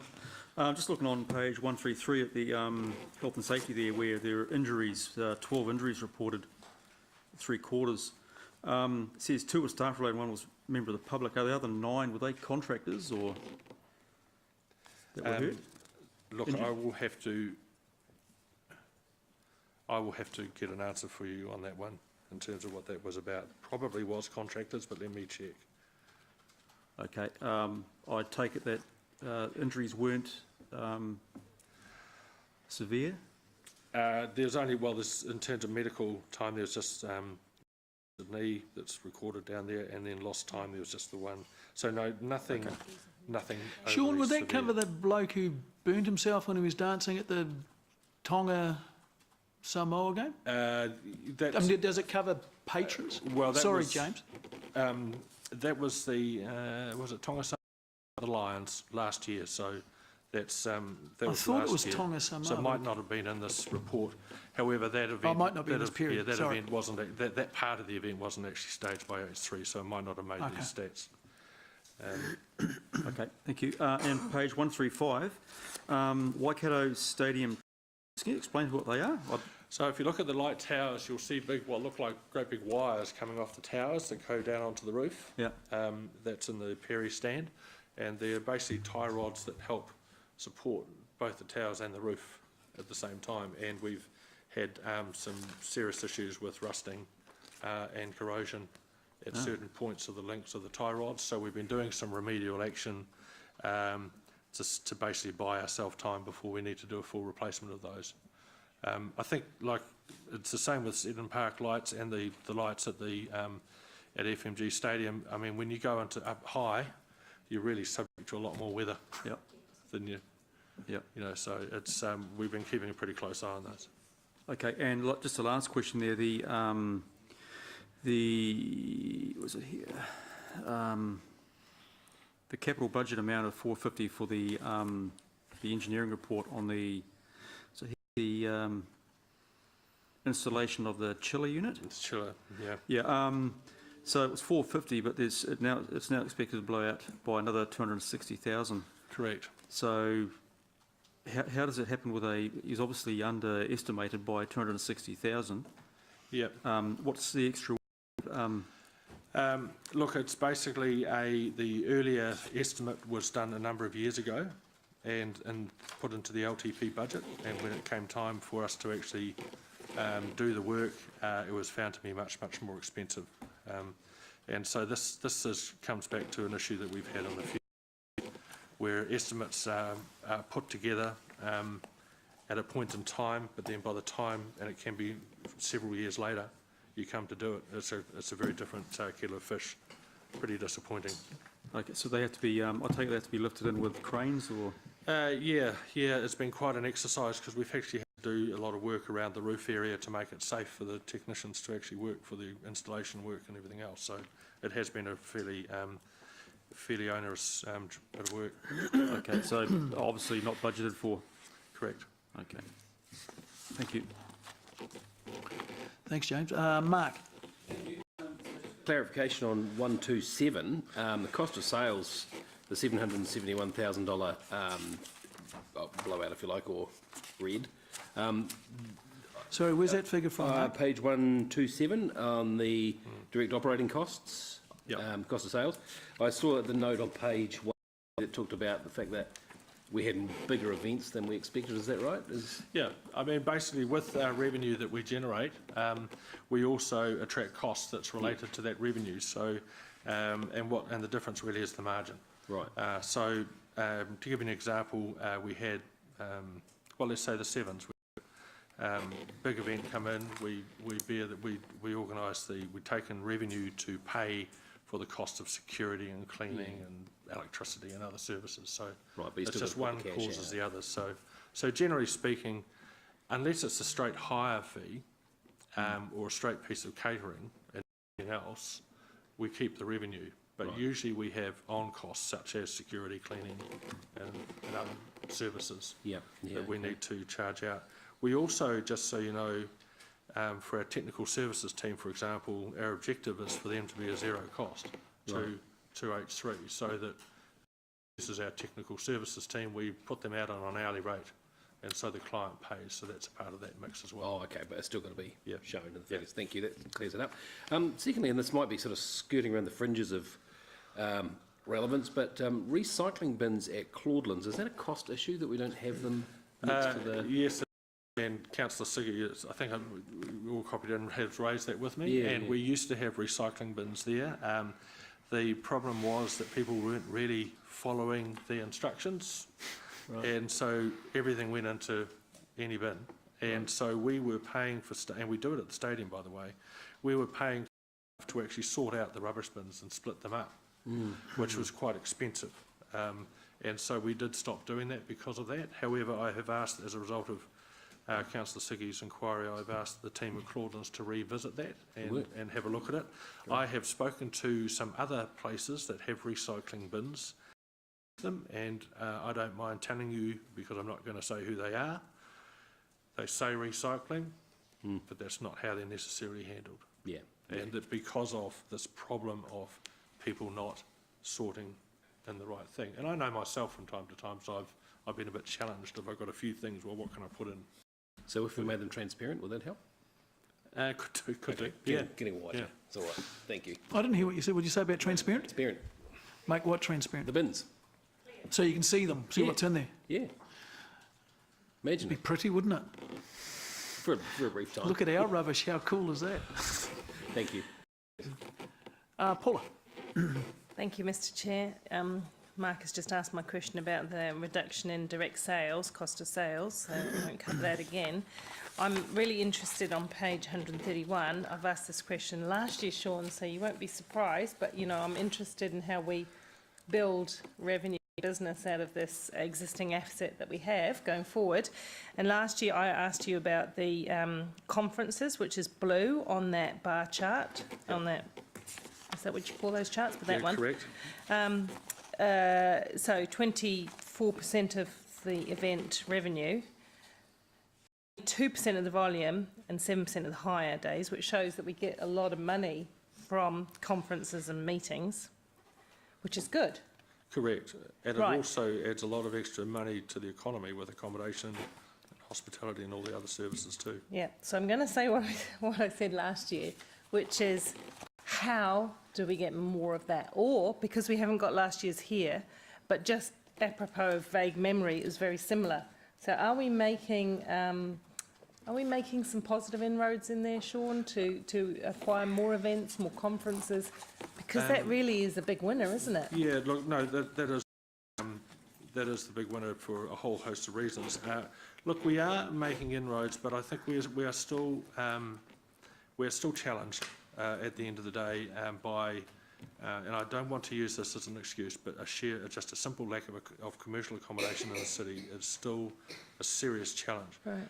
We know from some feedback we've been getting through our competitors that we actually have a very strong reputation as a provider for venues and services related to conferences and meetings. So we know we're doing it right.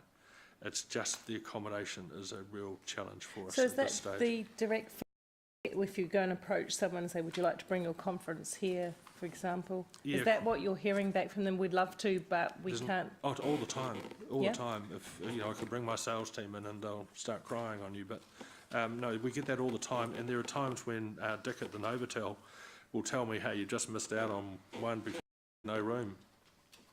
Okay. And it might be one that we weren't even aware of. That they're checking accommodation. So it remains our challenge. So the sad truth about that is Yeah. until we address that issue, we're not going to see substantial change in that for a while. Well, look, we are working hard on it. The other thing to bear in mind is that some of our other activity types have actually increased in size this year. So we've had more exhibition activity and performance activity, which might belie the actual percentage of the conference or the number of actual conferences themselves. If you look at the business event, hire days, it's still quite strong, the big number of days.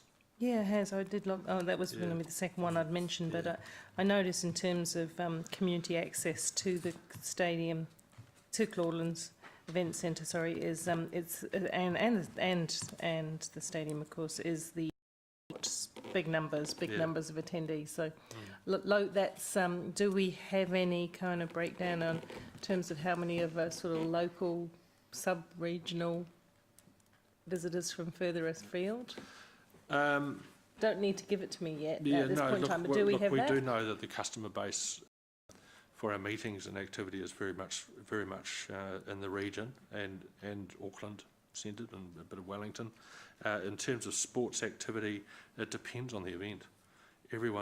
Each one is very, very different in terms of what how much is coming in from the city, the region, and further afield, let's say. And it varies wildly from one event to another. We are working on a possible event in September at the stadium, a sporting event, and I would guess that if what happens that we are all hoping will happen, we'll probably have 60% of those people will be from that come to that event. Okay. But then we can have another sporting event, and you're lucky if you get 6%. Well, we like it when Aucklanders come and spend money. Yeah, here, we do. don't We love them. We do. We love that. They're nice people. Yeah, just not now, but just to flag that at some stage when we've got more time to talk about how we build this business, can we have some benchmarking against other successful conference centres? Given that we know none of them run at a decent profit except Sky City, that's right, isn't it? There's Sky City. Yeah. Look, let's not forget we rock between number 3 and number 4 in the ranking of conferencing destinations in the country, and really the cities that are ahead of us are big cities, like Christchurch and like Auckland, Christchurch, Wellington, and those two attached to Sky City with the and so they're also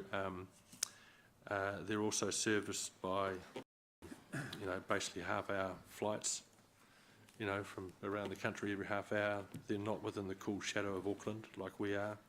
So we actually do pretty well in that space, in my view, but we can do better, and we will do better over time. Just at some stage, I'd like to kind of explore a little more.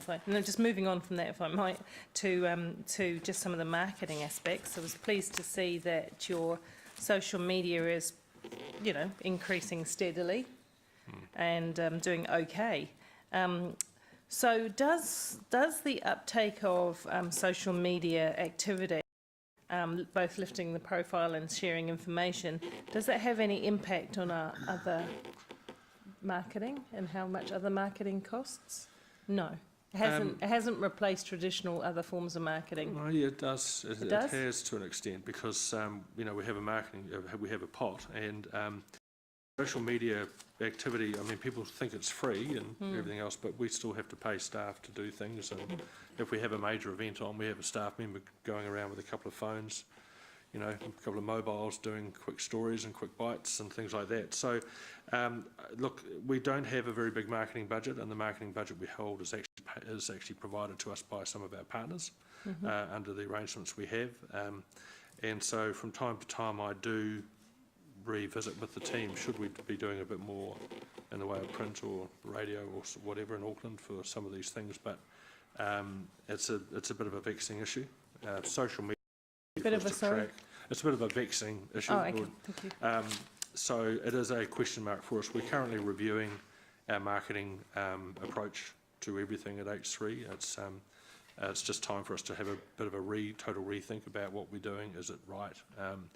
And we're very happy with the way H Live has worked, but that's not doing much for the conferencing business. So what do we need to do there? So it's something that we are looking at right now. And we share the marketing responsibilities with the event organisers, don't we? So we do a bit and they do a bit. Yeah, Is that how it goes? There's two parts to it. One is marketing for ourselves and promoting our and the types of activities that we can have. And then the second part is if there is an event that's coming to town, and it's not normally in the conferencing area, it's normally in an impact event, a performance or a sporting event, then we have our social media marketing team or people who actually drive in and help add value to the promoters' activity that's going on. So if there's well, Urban Polo was a good example. Urban Polo had its own marketing campaign. Some of you might have seen billboards and TV ads even and things like that. But we loaded that into our H Live campaigning activity, a lot of other stuff. So we always do support all of our customers alongside them to try and deliver some value add, but also to try and really make sure that we get a full house when we can. So, so it's two fronts that we do it. I do see that you do a good job. I'm not going to mention the event or anything like that, but I have had, through attending events myself, I've had people afterwards saying, "Oh, that sounded fantastic. I'd love to go and didn't know it was on." Yeah, so we're right. still in that space, I think. Absolutely. Absolutely. So there's, and quite often if we have a show promoter that comes through, we can be quite frustrated by the lack of investment in the marketing side. So it is another area to look into. We have an interest in filling the seats in the arena, for example, but some events are only interested about the Sky TV fees that they get. So boxing is a good example of that. Thank you, Sean. Thank you. Thanks, Sean. For questions. Page 125, H3 is FMG Stadium, Claudelands, Seddon Park. What's Eyesight come under? I thought Eyesight was part of this too. Well, Eyesight is a separate group. So there's no reporting on Eyesight? No, there's not. Okay. So Eyesight reports into me separately because I have that's a few why I other got confused. things. I knew you were the go-to H3. guy for Eyesight. Yeah. I thought you were part of... okay. On page 126, 1.3, beg your pardon, second bullet point, talked about 15,000 people watching 2 games. Is that per game or was that spread between the two? So was it 2,000? Okay. I have to check that. I'm sorry. Okay. I need to check that. I think it would be for each game because we've had some quite high attendances, but I'll check that. Yeah, so that's good numbers, isn't it? Oh, very good. If it's per game? Yeah. Yeah. Okay. The sort of more meatier stuff, and Paula kind of touched on it a bit. My understanding of this business would be that you've got huge investment in fixed assets, your stadiums, etc., and that you, over time, you get benefits of economies of scale. But that doesn't seem to happen. We seem to increase our revenue, which is great, but our costs go up as well, and you've alluded to that. So it's kind of, the business model just seems strange to me. It doesn't seem to be leveraging the massive investment we've got to start off with, because that's all free in effect. Have I got the business model wrong? Yeah, look, I think that's why I highlighted at the outset in the report is, we've had a number of expenses and operating areas that have hit us that haven't necessarily been the result of trading as such, which is, the repairs and maintenance type activity.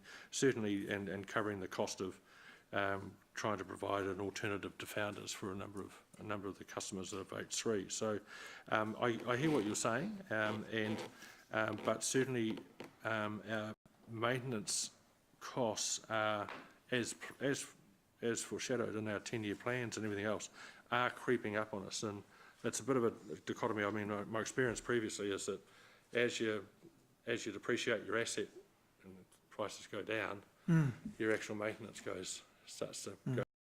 So that is definitely a bit of a challenge for us.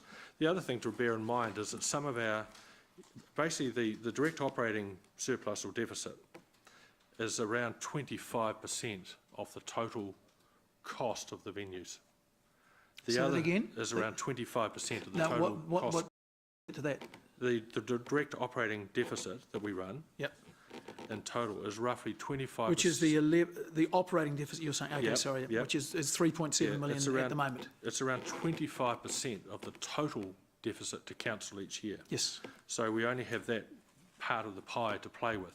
The second point is that we have venues that are so specialist, such as FMG Stadium and cricket and Seton Park, that it's very hard to get a whole lot of other stuff going on in those venues. So the operating deficit for Seton Park is big. So what you're by saying comparison. what you're saying there is that the economy of scale is not real, in fact. You can't just 'cause of slam a whole lot limitations. of people into Seton Park who are there for a For something dancing. else. Yeah. So, however, Claudelands is different. Claudelands is hugely versatile and can be used for so many different things, and that. So that is the area where we do have to work hard. But having said that, Claudelands is the one that has the really huge depreciation and finance costs because it's new or reasonably new. So Claudelands is where the versatility and, as you say, the scalability presents us with the biggest opportunity. Let's remember, and we're very conscious of the fact that if we don't sell a room today, we'll never get the chance to sell that again. Yeah. It's highly perishable. So so getting volume through Claudelands is actually where our opportunity to get the overall H3 operating deficit down. So how can council help that? You've already done a lot. I think for me, it's difficult to know what more you can do, to be honest, other than support us spiritually and in the marketplace and be positive about what we're doing. We just have to work harder. As I said before, we do have some limitations, but I mean, I'm not just saying this. The Claudelands venue is unique in the country, and it's probably the best of its kind because of the of it compared to other cities you go to. But we are still challenged by getting people's mindset about coming to Hamilton for a weekend, mindset of how to get here, where am I going to stay, all those sorts of things. So but as the city grows, that will change over time.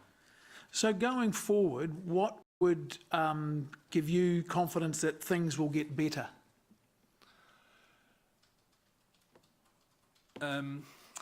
Because, and I've asked you this before, because I think we all agree we're not the only guys in the market. Auckland's doing stuff, Wellington's doing stuff, and these guys are all, tough competitors and rightfully wanting to get stuff that we consider to be our business. So the competition's tough.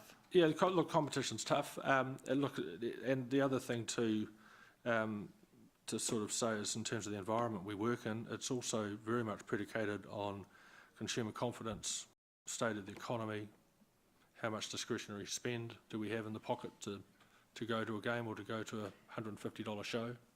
But the other venues face that exactly the same. So if you have another GFC hit, Spark Arena will really notice it big time.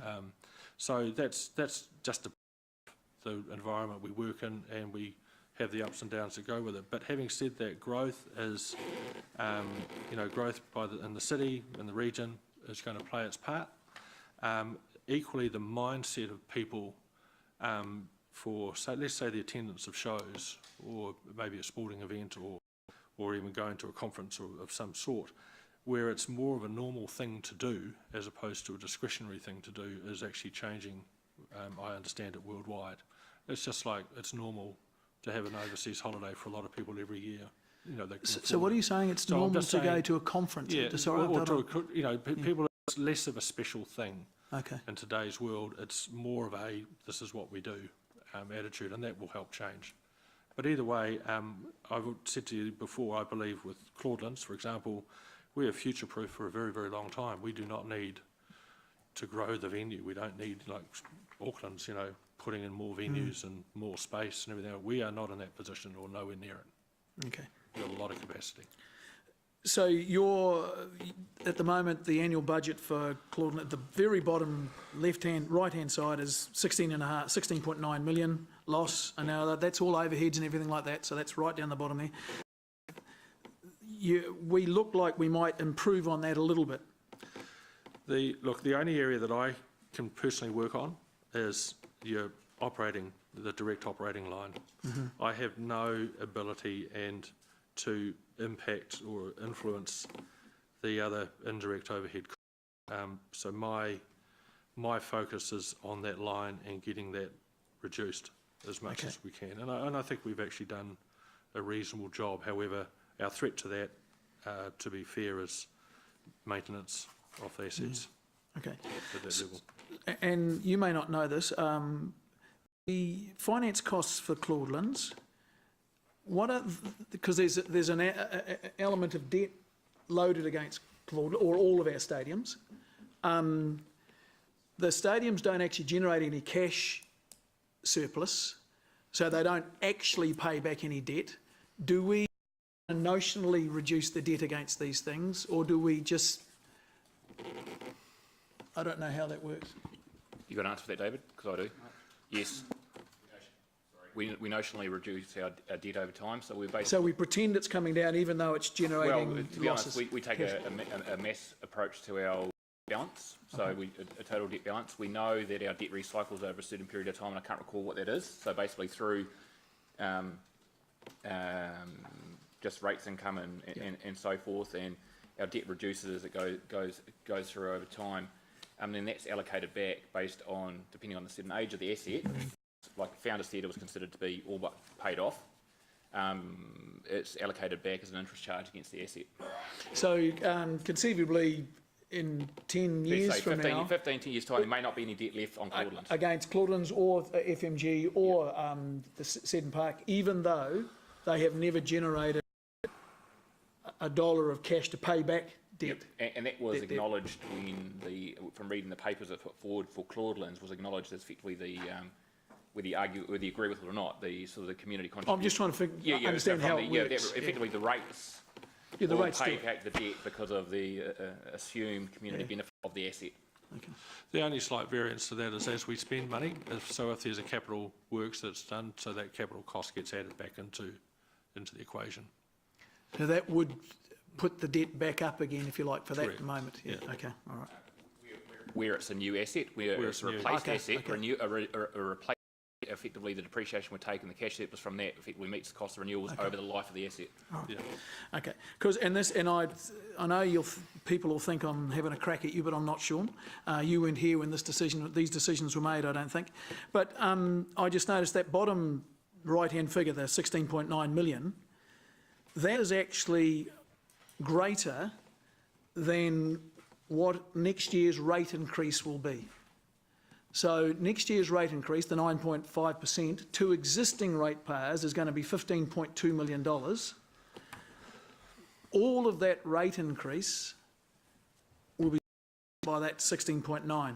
Is there a question on that, Mr. Chair? No, I'll just make... because if there's a question, one of my jobs here, I think, is to give councillors information. Have been prevented to give that information, so I'm giving it to them now. That's so right. that is just a context. And do you have a problem with that, Mr. CEO? I had no problem. If it was a question, I would have happily answered a question if you had asked it. All right. There you go. So you're agreeing with me? No. You don't think those sums are right? No, I don't agree necessarily with the correlation, that's all. Oh, okay. I'm just throwing it out there so people... Because it's important that we know some context about these figures. Okay, that's questions. This is a report... Oh, sorry, some other... Sorry, beg your pardon, Dave. If you've built up since you've started asking yours, Gary, no. Well, you're the only one. And I waited till everyone else had spoken. I want to get the last word of no. On page 135, very last bullet point under 6.3, Seddon Park practice wicket nets replacement. Why is the City Council paying for what's effectively a consumable by a professional sport? That's because of the lease contract that Council entered into with Northern Districts Cricket probably around 15 years ago, and part of our obligation is to provide the property at a certain level for international cricket, and that includes the wicket nets. Specifically include the wicket nets, or is it just the wicket? Because my understanding from the discussions that we've had twice now, first in the original one you've just mentioned, Sean, and also when we shifted it, the practice wicket from the north to the south side, we had to provide a suitable turf and, you know, footprint area for them. Yeah, look, it won't be specified, but the contract has a term in it which is to be maintained to international standard requirements for the whole of the Seddon Park precinct, and that is part of the international standard requirements. And that is how we specifically that nets are to be provided. Yes. Okay, because I'd like to see the documents that have that train there. How long since we put these particular nets up? Look, I can't answer that question, but I'd have to find that out for you. Presumably since that new wicket was created? I would assume so, yeah. Yeah. So is that in our LTP, the regular replacement of that and other stuff? Yes, it is. Yep. Okay. Do we provide practice equipment or facilities other than the ground itself for any other sports other than rugby or cricket? At Seddon Park? Anywhere in Hamilton? Well, I can't talk about other places in Hamilton. I can really only talk to Seddon Park or FMG Stadium. Yeah. But certainly cricket is it's a very specific, you know, construct there for them. In terms of FMG Stadium, we have the precincts available for all sorts of codes that play there. So yeah. Whereas cricket is not even available. Seddon Park's not even available for local club cricket teams, except for the one final a year. Yeah, they do have some tournaments there. They certainly have the school children's tournament there every second Friday, I think it is, which is quite a big affair. That's in Seddon Park itself. Correct. Yeah, the training wickets themselves are really for the use of the international teams and Northern Districts cricket, but Northern Districts may well allocate them to other teams from time to time. I don't know. That's what they control. That would be subleasing, though, wouldn't it? I mean, if we're hiring we don't hire it to other teams. Those facilities that's built specifically for. It's part of the total precinct that the leases are arranged on. So Northern Districts control who plays when and everything else like that. We just make sure that the facility is at the standard that's required. So we don't get involved in bookings or anything like that for usage. It's all with Northern Districts. So you haven't thought of approaching the cashed-up Indian Premier League, for instance, for sponsorship of the practice wickets or the equipment around them? I'd rather not answer that question. Well, I'm quite serious, even though it's an amusing thought that someone cricket might actually fund cricket. But I would like to place this on the agenda somewhere, exactly what we are up for and what we aren't up for to do with the professional sports operating from Hamilton. I mean, we raised this the other day to do with the Chiefs and their extra corporate boxes. And I think there's a feeling, I'm not going to say whether it's a majority or otherwise around council, that that professional sport in this area is getting pretty good ride on the back of the ratepayers. I don't mind supporting them with the ground facility. We've got stadiums for both of them, but practice nets, okay, Dave, I don't think so. So what's your question? You would like some information? You want some I've asked it to be put on the agenda for a discussion, because I don't believe this is specified in the from the answer that Sean's given. I don't believe it's specified in the contract. I think it's a grey area. And I would like to challenge it. And I'd like the opportunity to at the right place. So you'd like some information from staff about the leasing arrangements and et cetera? I think it's broader conversation about professional sports from a briefing point of view first, Councillor Dave. Yeah. Is that where you as a starting point and then move in where it goes from there? Yeah, I don't think, for instance, give training facilities or equipment to the Magic netball, women's netball. I know for a fact that they have to hire facilities for that, but we provide it for cricket and rugby. Yep. So that's where I'm coming from. Okay.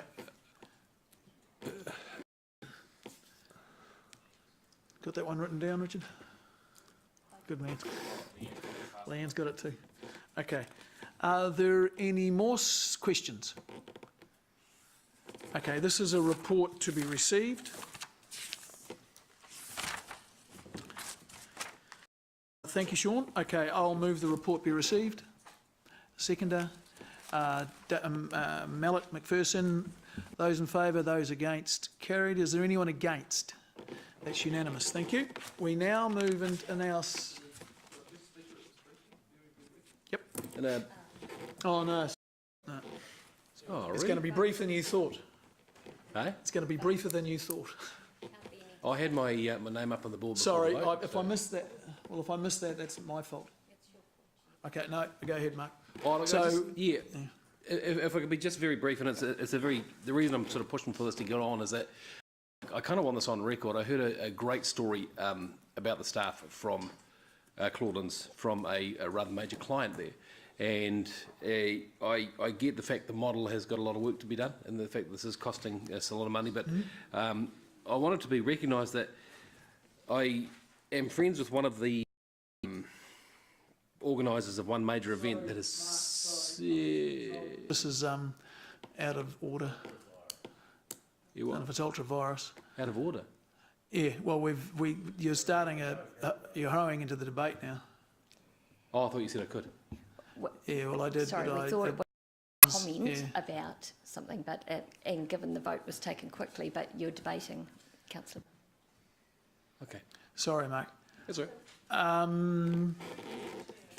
This has happened before, and just would like to flag something that we need to take a little bit more care to make sure that discussion to be had.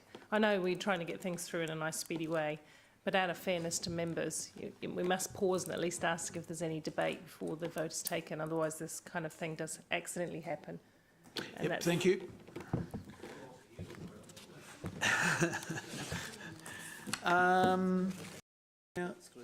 Yeah, public excluded, yeah. Okay, all right, we are now moving into the public excluded.